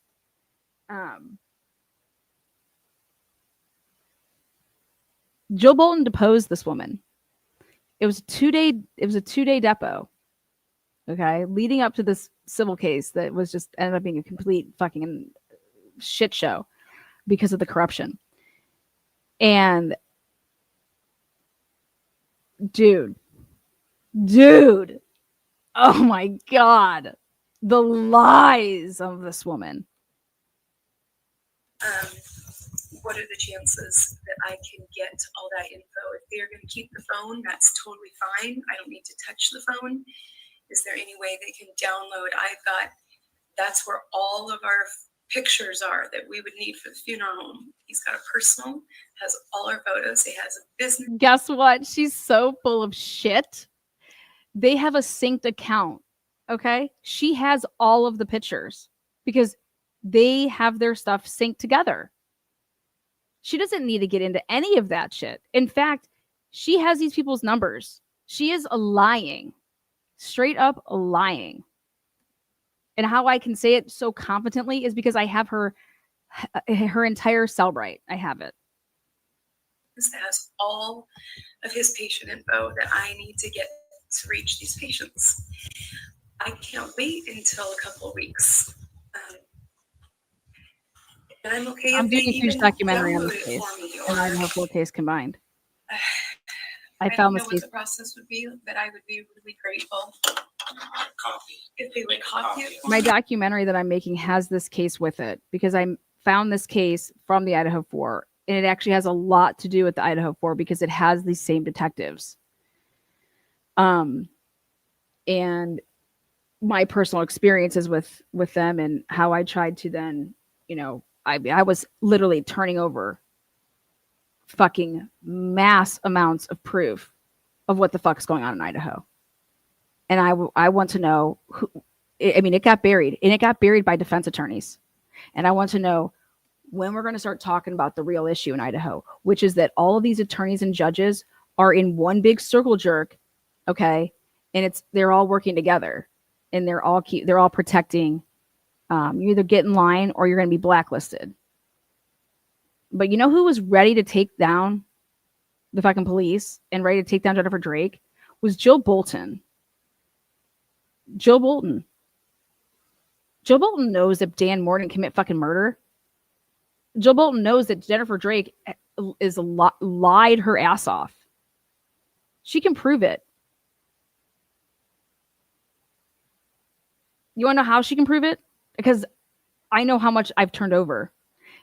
And I know how much I turned over to Matt and Dana Bose. I turned over all of my work. I said, here you go. I said, you're missing the links. I said, because I get it. Like, there's a lot of material or whatever, but this is what happens when a criminal defense attorney becomes your civil attorney, which should never happen. If you ever in the situation, they tell you it's a conflict of interest. Jill Bolton was Dan Moore's civil or criminal defense attorney for the murder when he was arrested. And then they have to let him go because it was a coerced confession. It was all of this, they violated his rights, all of this crazy ass bullshit. He would have been acquitted if he ever was to go to trial. I mean, you would have to be an absolute fool and an idiot or be corrupt to represent Dan and lose with all the evidence. But anyways, Jill Bolton was his criminal defense attorney. Then, right after he was arrested, they did a preliminary hearing, which they lied in that. But during the preliminary hearing or there right after, Jennifer Drake then files her civil suit for wrongful death. Okay. And Jill Bolton becomes Dan Moore's civil attorney, which should have never happened. And the judge said that this case, the civil case, will never go forward until there's the criminal case is handled. Because you have your rights to remain silent. You have your rights. Like, and in a civil case, like the same thing with the Karen Reed case, it was stayed. They call it a stay. And until the criminal case, and then you guys can move forward with that. Because there's like discovery, and then you can be deposed, all of these things. But Brian Drake's case has never moved. There's no indictment. There's been no murder trial. There's been no fucking nothing. But I know who the people that should be on trial. And I can prove that they should be on trial. And it's within the discovery. And there's Brady violations left and right because there's stuff that has not been turned over to the defense that I know is exculpatory to Dan Moore. Jill Bolton didn't even get to the point of being able to ask for any supplemental request. That's how quickly Dan Moore's case was dropped when Jill Bolton put in for a motion to dismiss, and it was granted.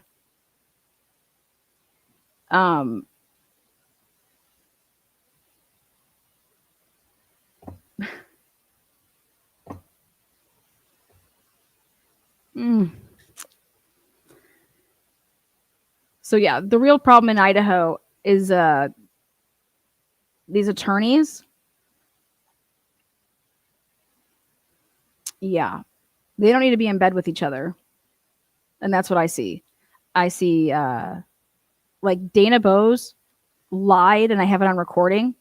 She said that she interviewed Eldora Gatchel because she sent this investigator, Chuck, to go interview her not once but twice. And I have Matt and Dana saying this on a recording. Actually, like it was like 4 recordings because my house has all these cameras. Eldora Gatchel was never interviewed. Never. And she told her clients, Dana Bowles told the Moores that she, because I was like, I gave Dana all of this stuff. Dana was like, I want to hire you.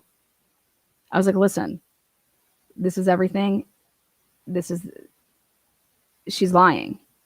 And here's the proof in the pudding. And the cops knew that she was lying and they buried it. And I showed her and broke it all the fuck down. I said, here is the surveillance cameras. Here's this portion. Here's this portion. Here's this portion. I said, she said that her niece was sick and didn't go to the doctor's appointment or the chiropractor with them. That's a lie. She went in a different SUV. Here's the SUV. Here's where it comes in. Here's the witness that sees the SUV, and he was interviewed by the police, and he says the driver of the SUV looked like it could be the daughter of Eldora Gatchel. So you have a woman that's driving this SUV that's Hawaiian that looks like it could be the woman that's inside, about to get her back cracked, do whatever, and she was the one that was recording the guy that was playing the ukulele. I did all the work over an 18-month period, provided this shit on a fucking silver motherfucking platter. And then literally had lawyers get handed $20,000 or $200,000 in cash. Dana Bowes and Matt, what the fuck is his last name? Matt Too Short, I call him, handed $200,000 cash to represent the Moores. Nobody pays $200,000 cash to default, to do a default judgment. They lied to their clients. They lied about their billing. It's all fraudulent billing. They lied about interviews that they said that they had, that they did not. Okay. Because then guess what? I said, Dan, Karen, call up Chuck. Ask Chuck to open up the books and ask him, when did he ever interview Eldora Gatchel in the past, I don't know, week? Chuck's like, I never interviewed Eldora Gatchel. Why would I interview Eldora Gatchel? There's no reason to. I said, do you see how bad these motherfuckers are? I said, get him out of here.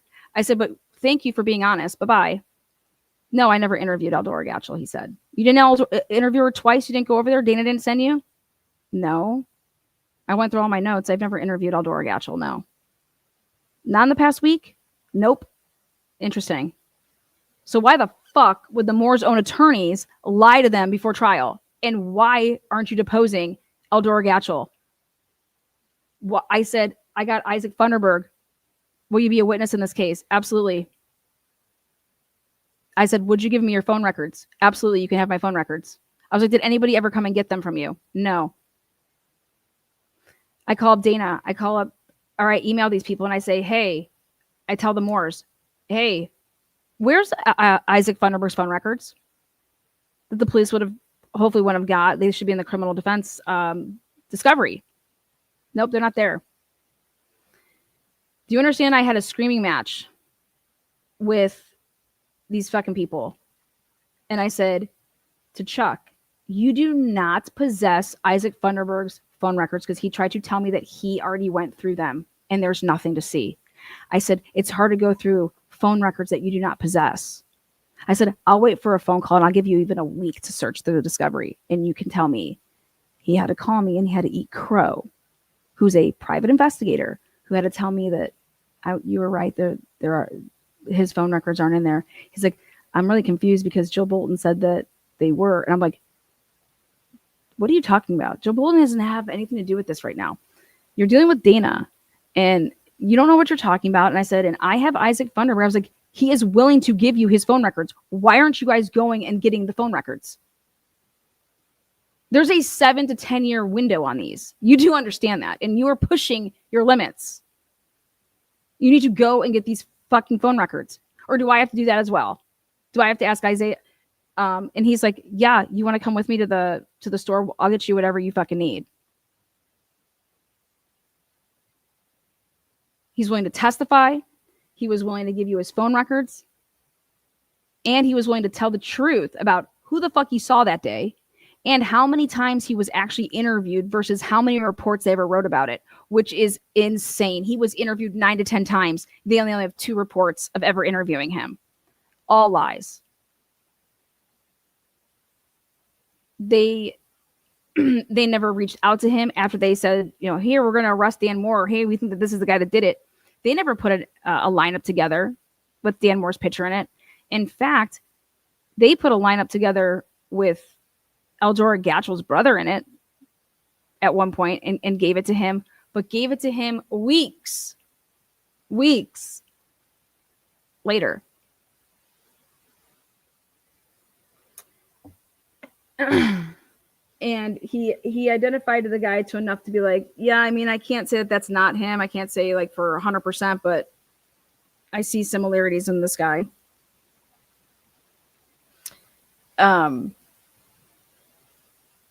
So, I asked Isaac Vanderberg, I said, hey, do you remember how you went to the grocery store that night? He's like, oh God, yeah. He's like, I forgot about it until you mentioned it, but yeah.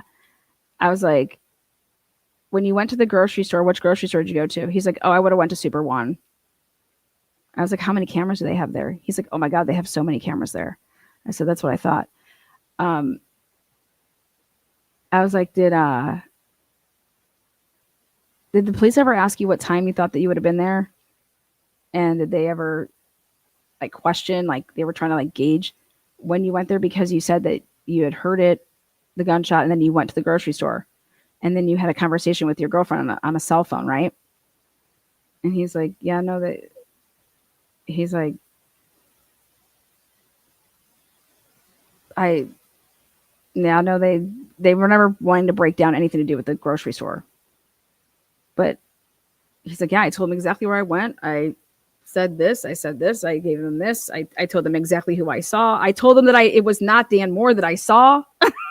I was like, Jesus Christ.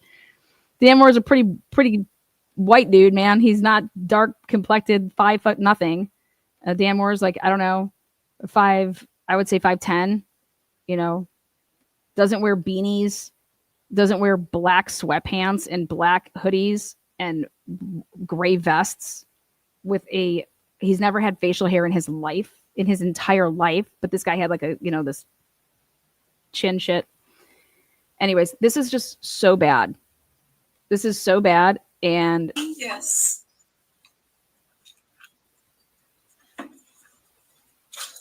If we could get in that building today, though, that would be great help.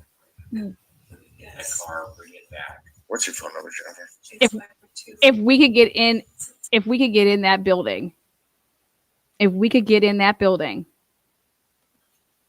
that's all they care about, getting in that building and getting that car.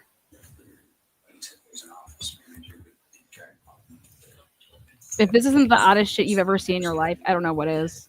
Well, see if she would just but that's not the lady. That number on there is the office, and they're closer to me. So I'll just get a self-made office number. He takes his car literally 2 days after the murder, within 48 hours.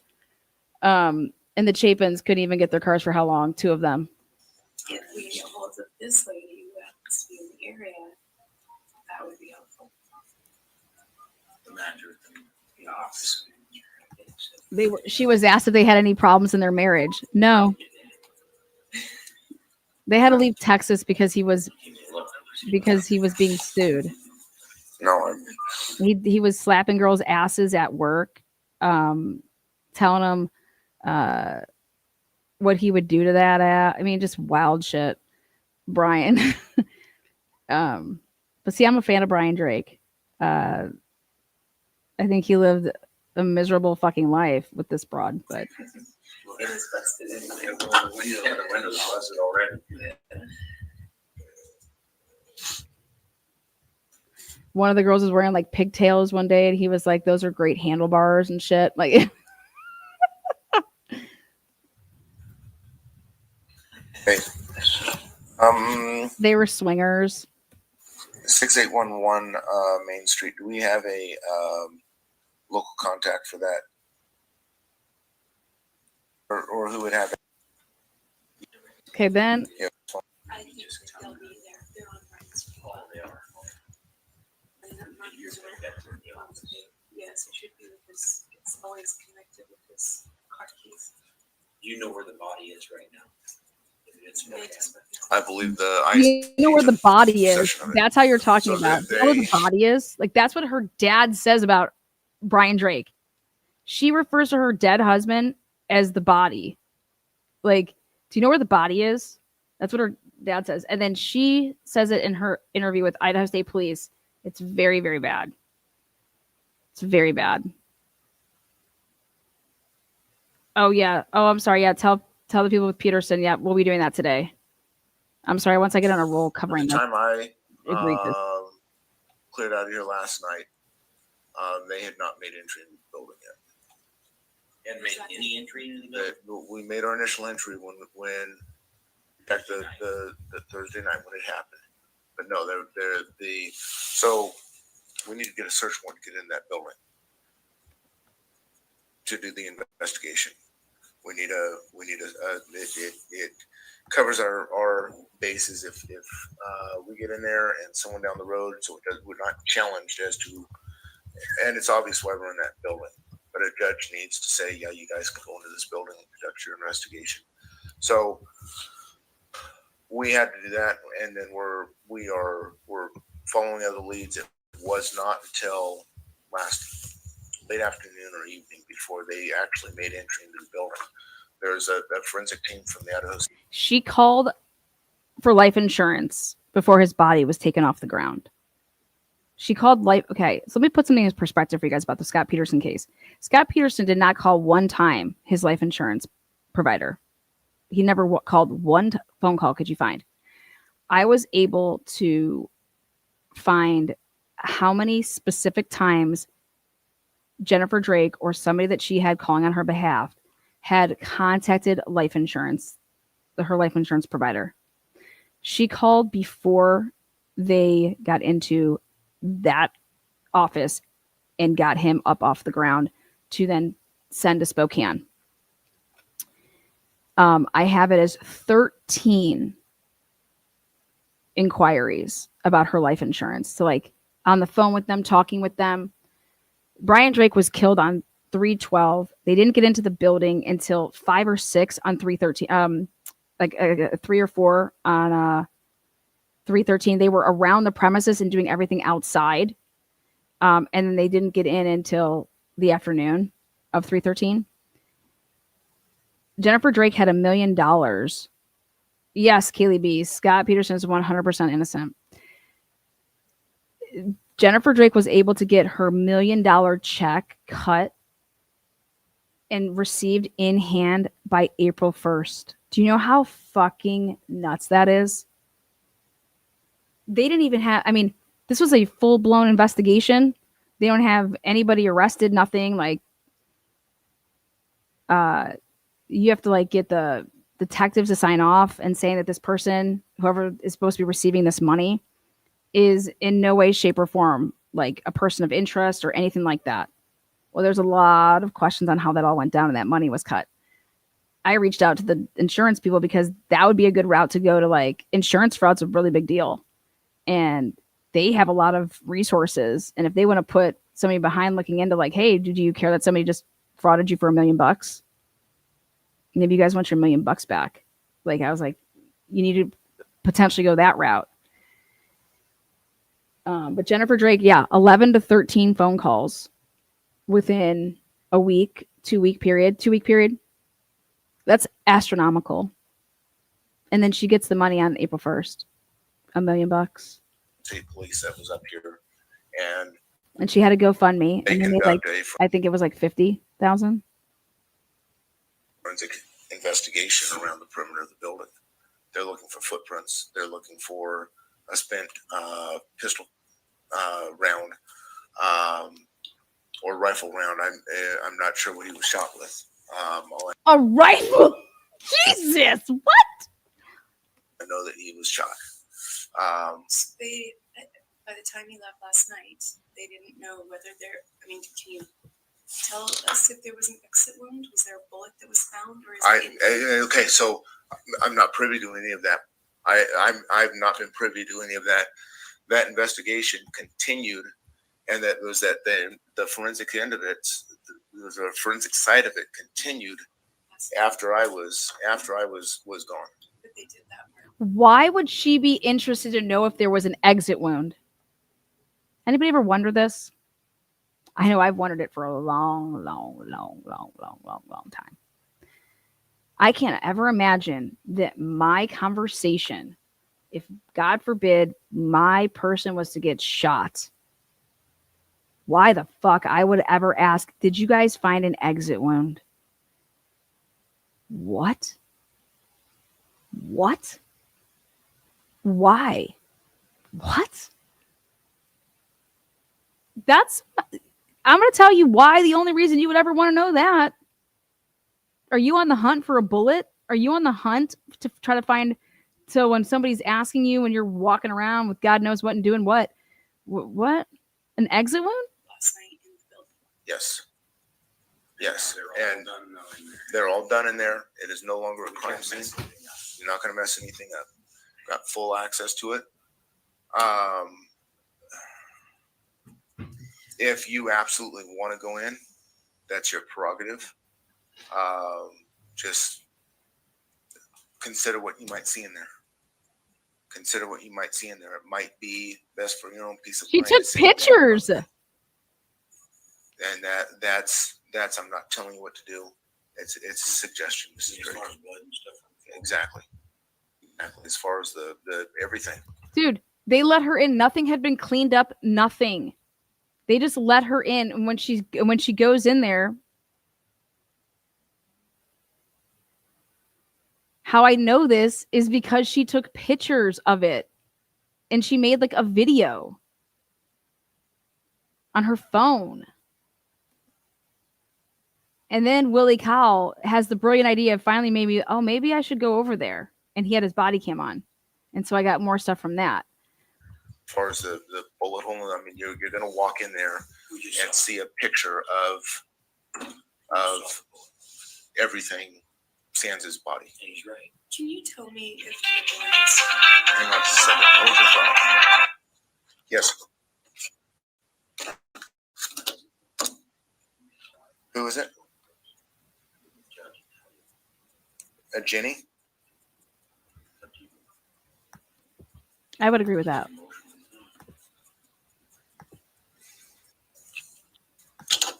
There's times I wish I wasn't.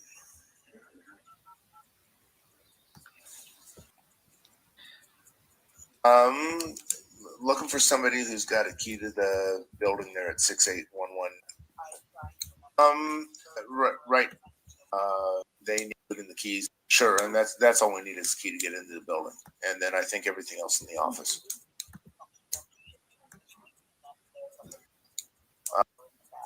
Okay. She said that on his key ring there should be a key to the building, and she can lock it on her way out. All right. Hey, thank you. You got it. Bye. You had a question you were going to ask. Go ahead with that first. That's okay.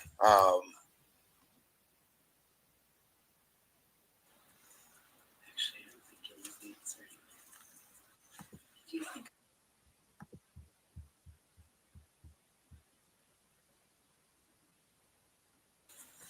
Calling the ISP, they would be able to give you the specifics regarding the phone.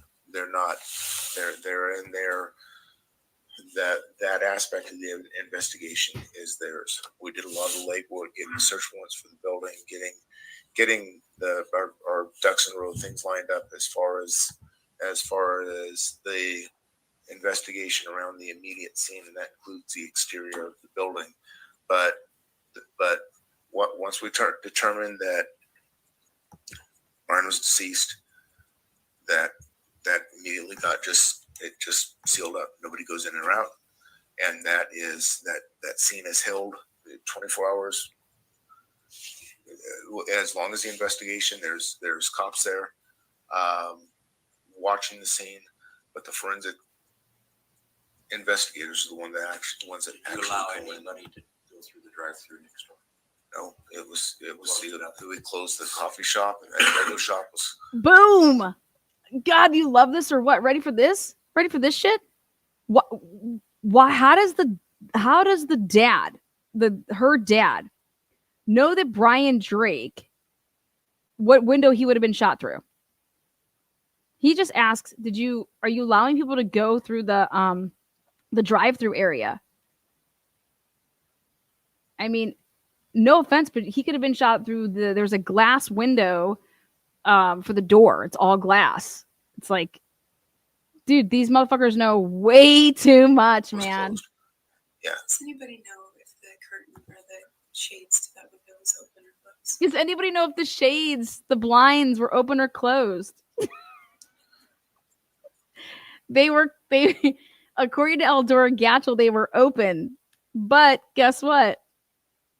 He was shot through a closed blind. Dude, Dan Moore must be one hell of a fucking dude. Somebody needs to get this hitman. Dan Moore somehow drove through this loop-de-loop of a really funky wonky drive-through coffee shop, and somehow they first say that he angled his gun in a really fucked up way to just shoot through and pierce him and just make Dr. Drake, like, literally within seconds be unconscious and bleed out internally and suffocate on his own blood. And then they're like, no, actually, he just drove around it a couple times and went and parked his truck back at his office and then proceeded to walk over and then shot him as he walked over and just shot through the window of the closed blinds. And that he was like, that he was trying to listen for Brian's voice. That's what the detective said. Just like, what? No. Yeah, somebody knows. I don't. Okay, so when I showed up, it was within about 30 minutes of when the incident happened. Willie Kell just lied to her. He just said earlier when he's giving this whole spiel, he's like, I don't know, I wasn't working. I didn't work that night. That's what he says at the beginning. If you rewind this from when I just started playing this part, he says, I wasn't working that night. He tells her I wasn't working that night. Now he says to her that he arrived on scene 30 minutes after the shooting. And nobody's ever believed me when I put this out to the Bonners Ferry community. I said, listen to this. Willie Cowell says that he was not there. He did not work that night. Okay. And that it was Marty Ryan and he just came in the next morning. Okay. Willie Cowell says right here, he says that he got there 30 minutes after the shooting. Which is it, Willie? Willie is the police chief. I never walked up to the window. When I showed up, it was within about 30 minutes of when the incident happened. I never walked up to the window.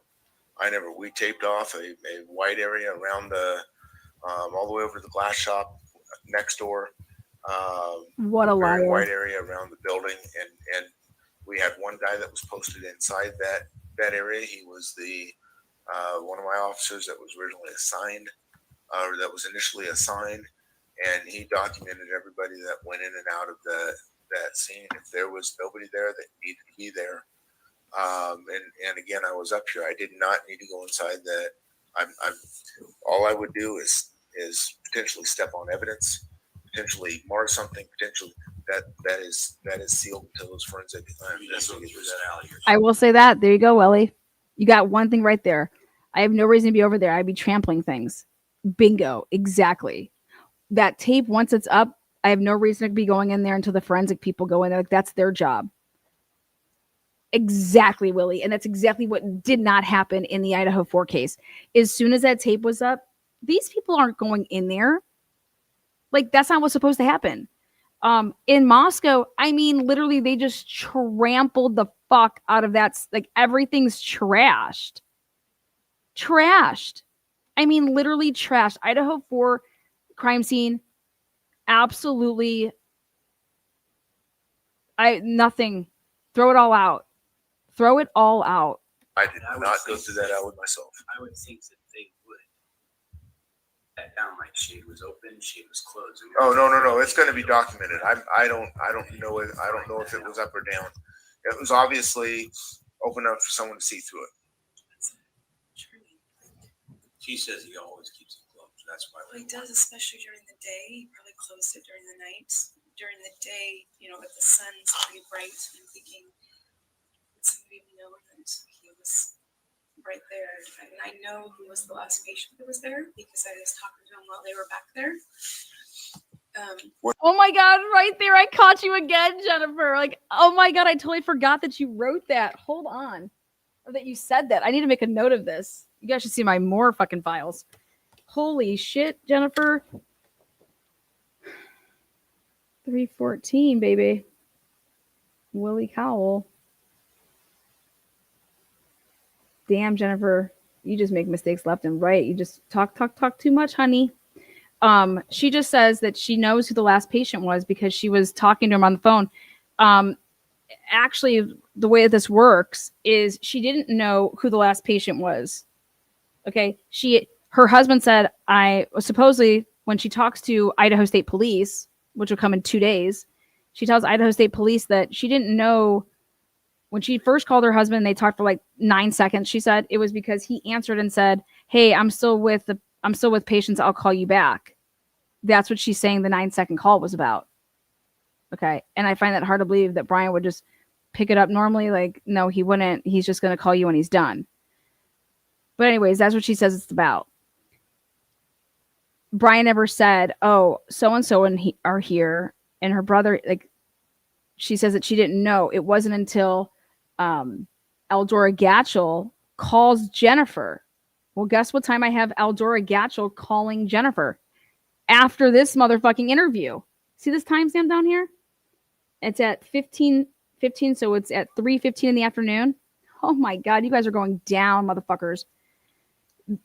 Eldora Gatchel did not call Jennifer until after 7 p.m. on either this day or the next day. Oh my God, Jennifer, you're just such a fuck. It's because y'all met in person, motherfucker. God damn, you lying sack of shit, Jennifer. Was there someone there that was on the phone with him? No, like, well, and this is the other thing that I don't understand because I talked to Ken and I said last night, I said, will you please tell Marty that Brian has a black thing that he always keeps the cash in because he only takes cash or he takes credit cards for patients. And patients all know that. So he could have anywhere up to $1,000 in this black thing. If they open it and it's empty, somebody was in there. Somebody, you know, even if. And I said, but the other thing is that his white binder has all the patients and exactly when those patients were in during that day and whether they came in. And that should tell you who the last person was because I called half an hour before he died. And he said, "I'm sorry, I'm just finishing up. Can I give you a call right back?" And I heard voices in the background talking. So I knew there had to have been 2 people there, or unless it was somebody on the phone as well. And then when he called me right back a half an hour later is when this all happened. And I let him know. Wait, listen to this. Listen to what a dumbass she sounds like. She's like, "I know there was at least 2 people there," meaning 2 people, including Brian. But then listen to what she said. She's like, "Or unless they were on the phone." Jennifer, you try so hard and I just catch you. If I was talking to somebody on the phone, guess what, Jennifer? You can't hear that conversation that I'm having. The other person you can't hear because they're not there, Jennifer.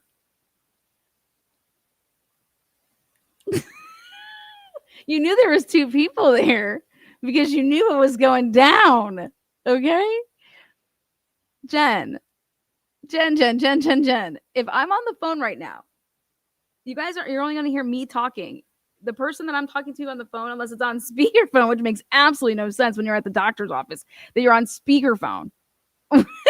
This person was getting their back adjusted, allegedly, supposedly. Oh, Jen. You just keep telling yourself. You know, maybe I don't want to do your job at all, but, you know, to call that last person even. And it just so happened that last person and her husband were very good friends and called me last night saying, "I've heard a rumor and this can't be true." When I told her, of course, she lost it because she was like, I had just been talking to him 10 minutes before that. And what hit me odd was that. So what she is saying is that she got this phone call on 3/13. I'm going to have to double check this, Jennifer. I don't have it as that's the day. I have it as 3/14. So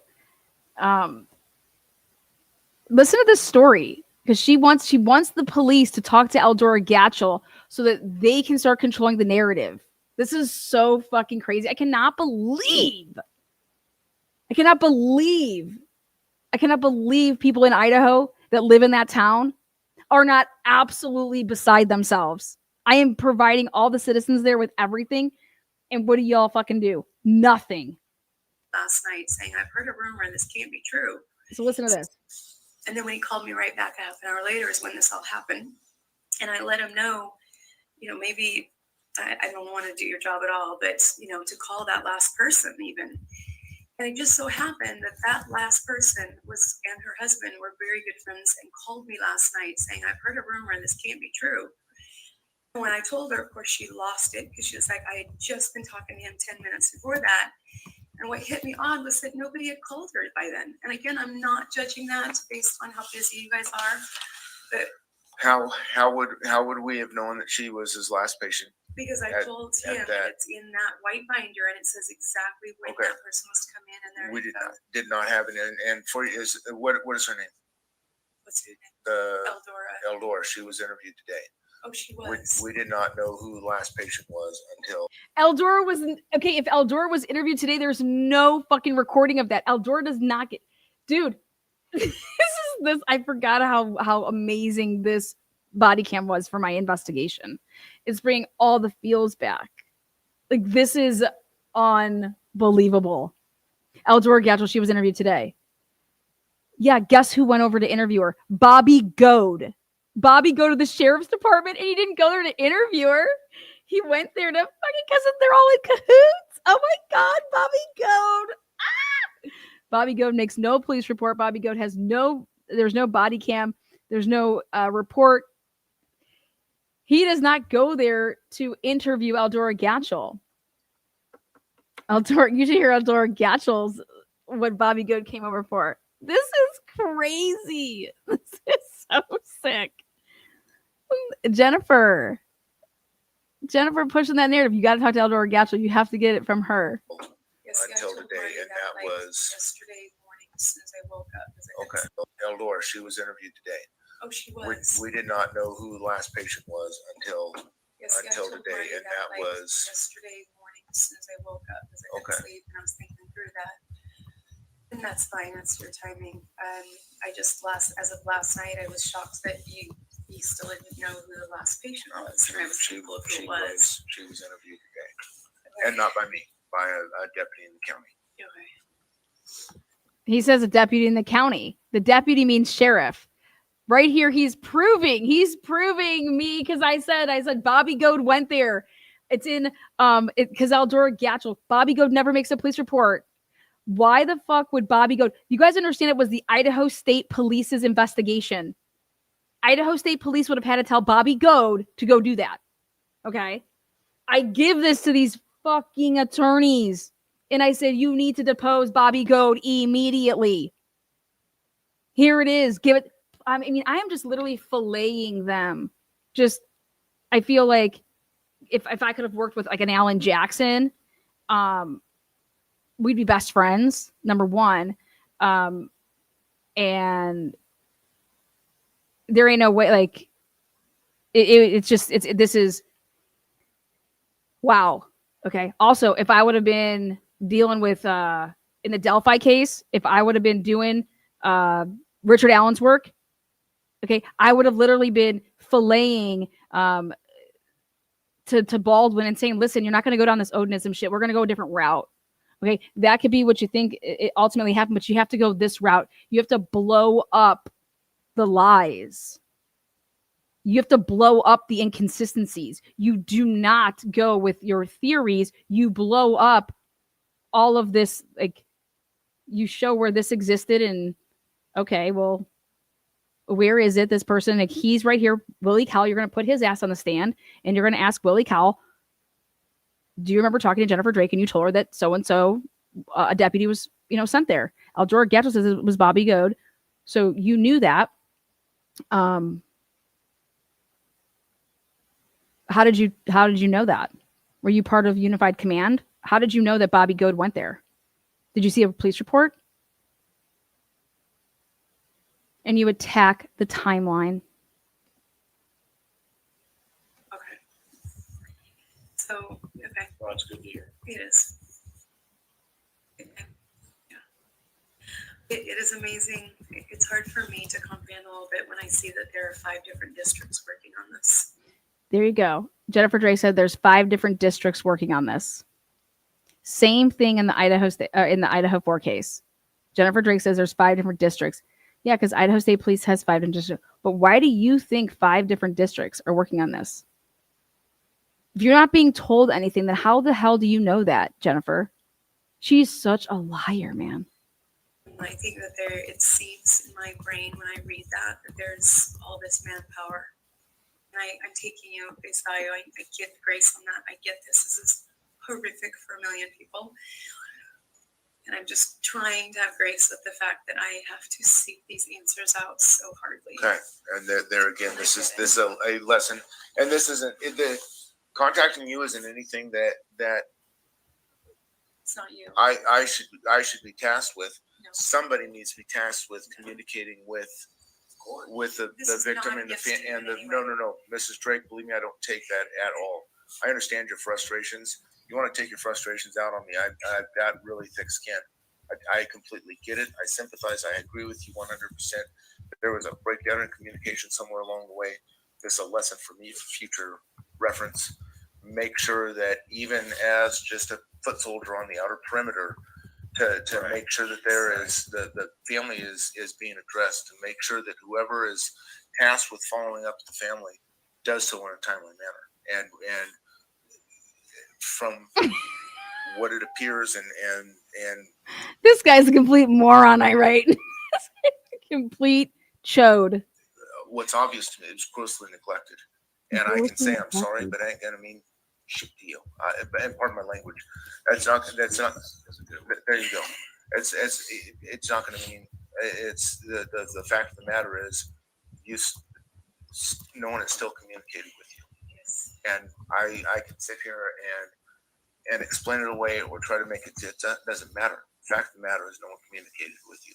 That's neglect on our part, collectively as the investigating entities that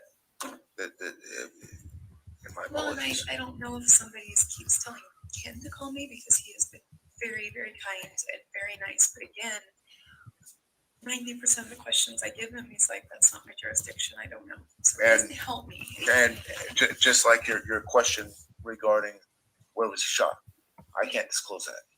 I can't disclose that, and I understand that there's a. I'm able to or not, I don't. And that's not the beefs that I have. Some of them are just questions that should have been answered easy, like this office. Look at that. This is the first time Bonners Ferry led with Idaho State Police to talk to Jennifer Drake on camera. So this is how ISP handles things. Imagine the Idaho4 case. Like, they didn't, and I was right. Because we finally hear that none of these families were communicated with and nobody was interviewed. Okay.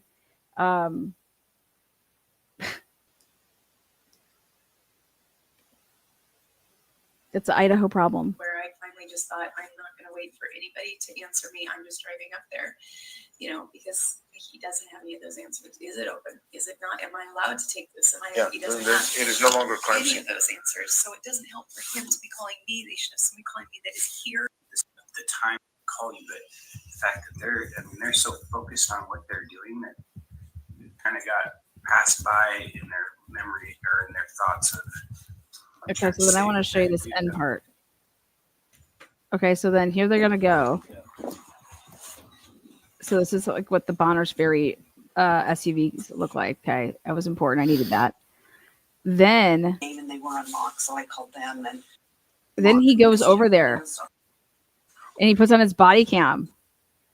here's Willie Cowell arriving over at Drake's. And I'm like, no way. Right? And I was trying to see where he parked. And I wonder where those dumpsters are. Like there was garbage cans. Like Brian's car's up over there to the right. And so here's Jennifer, and she's talking. So they get inside. But yeah, so we came. I was at home this morning and I just thought, I texted my daughter. I said, did you guys check the dentist office doors to make sure they were locked? And she goes, well, why would they have been unlocked? We didn't check them. We just assumed. So I came and they were unlocked. So I called them and they walked me through the office. I didn't look at anything. And when I came back to get the mail, the board was up on the window. So I'm assuming that's probably the glass place. Jen, you wait here. Yeah. Willie, you're welcome to come in with us. Oh, you're good. You're good. I just spoke with Marty regarding the phones. You're likely not going to get those back until they're done with the forensic end of those. So, and there's no telling length of time on that. You want to talk in private? Yeah, whatever. Do you need to wait? No, I mean, I don't know if you want me to. I'm more than happy to. I can go in our office. If I you just, think it should be. I mean, do you want to make sure you have the key to the store? That's and then, true. I'd make sure. And anything, like I said, anything that you need, we will be. Hey, Brian, or Papa, What? do you see the keys on the table?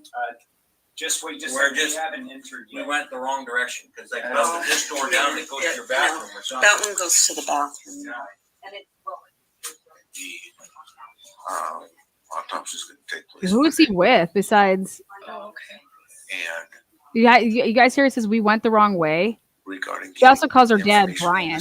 Kenny's your liaison between you, Ken, with the sheriff's office down there.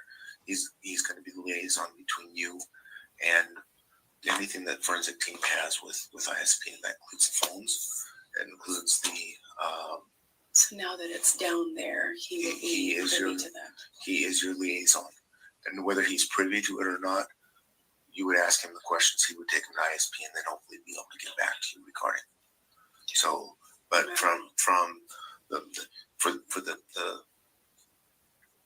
sake of justice and making sure that this is seen, that through that investigation is those phones aren't going to be touched until they get their forensic, they call it a dump, and then all the information gets dumped out of that phone, and everything's analyzed.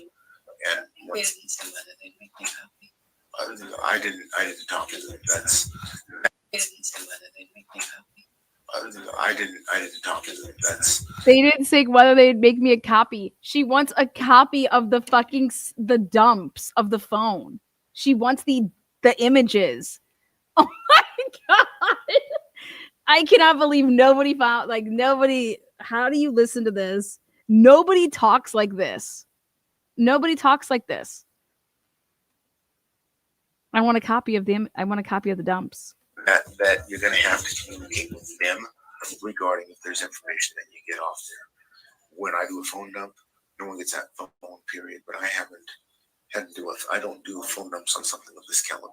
So if there's something critical that you need off there regarding contact information, talk to Ken about it. See what the forensic team down there is able to tell them.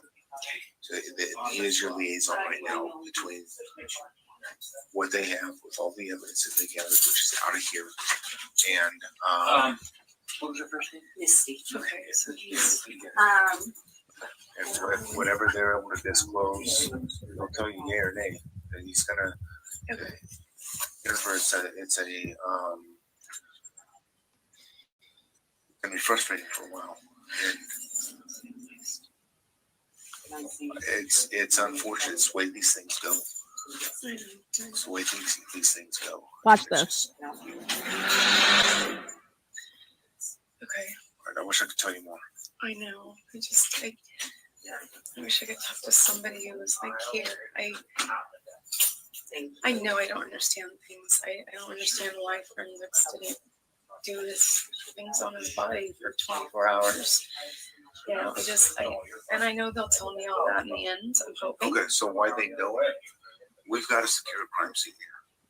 we want to canvas all of this, and it goes over. We go over it with like a toothbrush. But they don't miss anything on the body, letting it sit there for 24 hours. They don't. They don't. You know, yeah. Sit there for 24 hours. They don't. They don't. You know, yeah. How often? So whether they were here within an hour and had possession of that body within an hour. Oh, that's her brother. Her brother's there too. That's her brother Andrew. Oh, hot damn. It's 2 weeks. The evidence is still going to be there. Wait a or second. whether it's What? An hour and had. Oh my God! No fucking way. And so whether they were here. What within brother an is that? hour and That's had, right there. That's her brother. Oh my God. Wow.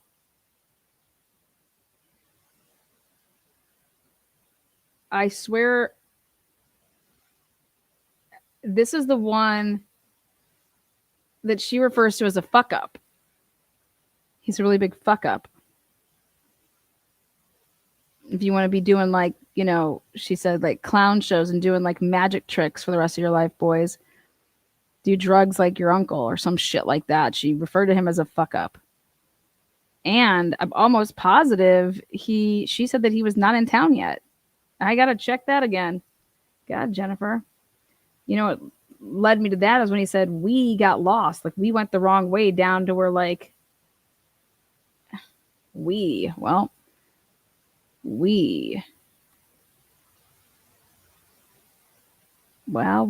That's big. I believe this was a question that was asked of Jennifer in a very under oath. had possession of that body within an hour, or whether it's 2 weeks. The evidence is still going to be there. That's bomb. On that.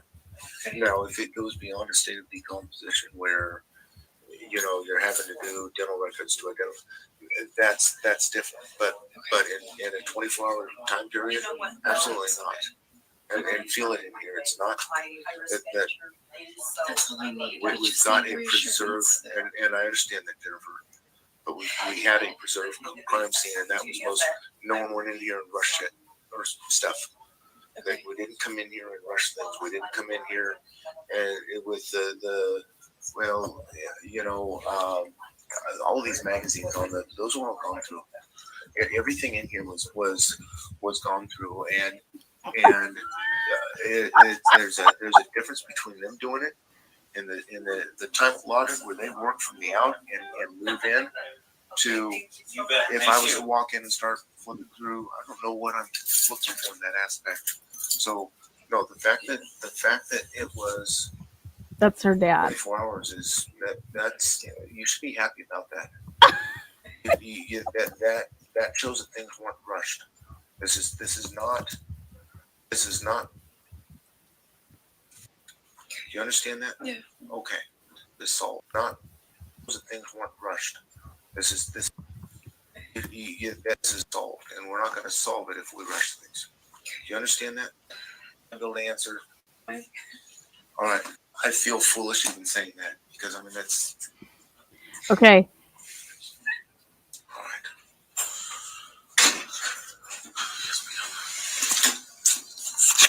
Damn, Willie. Oh, Jennifer Drake. Damn, Willie. I gotta go back and look at my stuff. Thank you so much, Willie. You reminded me of all the fucking bullshit. You guys, if you guys have not seen it, you will one day see it. I'm hoping that Jennifer Drake takes me up on my offer to be part of the documentary. She wanted to do a Dateline about her husband's murder. But I just can't imagine that Shane Bishop, the same guy that did the leak in the Idaho4 case, like that's who she's been talking to, Shane Bishop. I think Shane Bishop might want to hold off on that. His name is just completely trashed. But Shane Bishop is the producer for Dateline. He was Jennifer Drake's connect. That's all. Shane Bishop has been working with Idaho State Police, Idaho local law enforcement, the FBI Special Task Force people for a very long time. So when I heard about the Dateline leak, I said, holy shit, I know where this is coming from. because I know the relationships that Shane Bishop has formed. He formed them over the time of being with the Daybell type shit, but we're talking about closer to home here with Idaho State Police in northern Idaho. Oh, this is Lannis territory. And Shane Bishop is the producer for Dateline.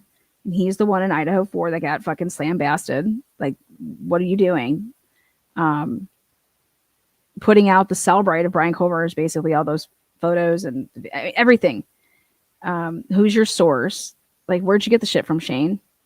If you're going to produce an episode like that, like you, and they had been producing in the Idaho4 case leaks like that since day one, since January of 2023, when they first ever did their first Dateline about the case.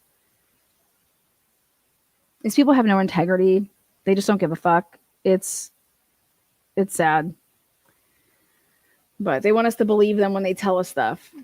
Yeah, no, I'm good. I just, that's fine. I just have questions. You can give me whatever your answer is. And then I get to decide if I want to believe you or not, you know? And I just want to put it all out there for the world to then you guys make your own decisions.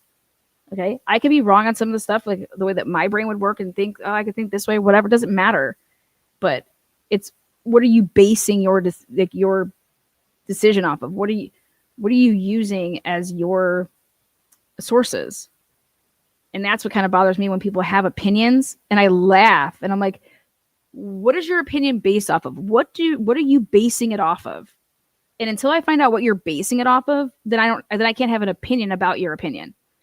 But when I start hearing the very interesting statements of what you're basing your opinion on, I'm like, okay, then you don't know anything.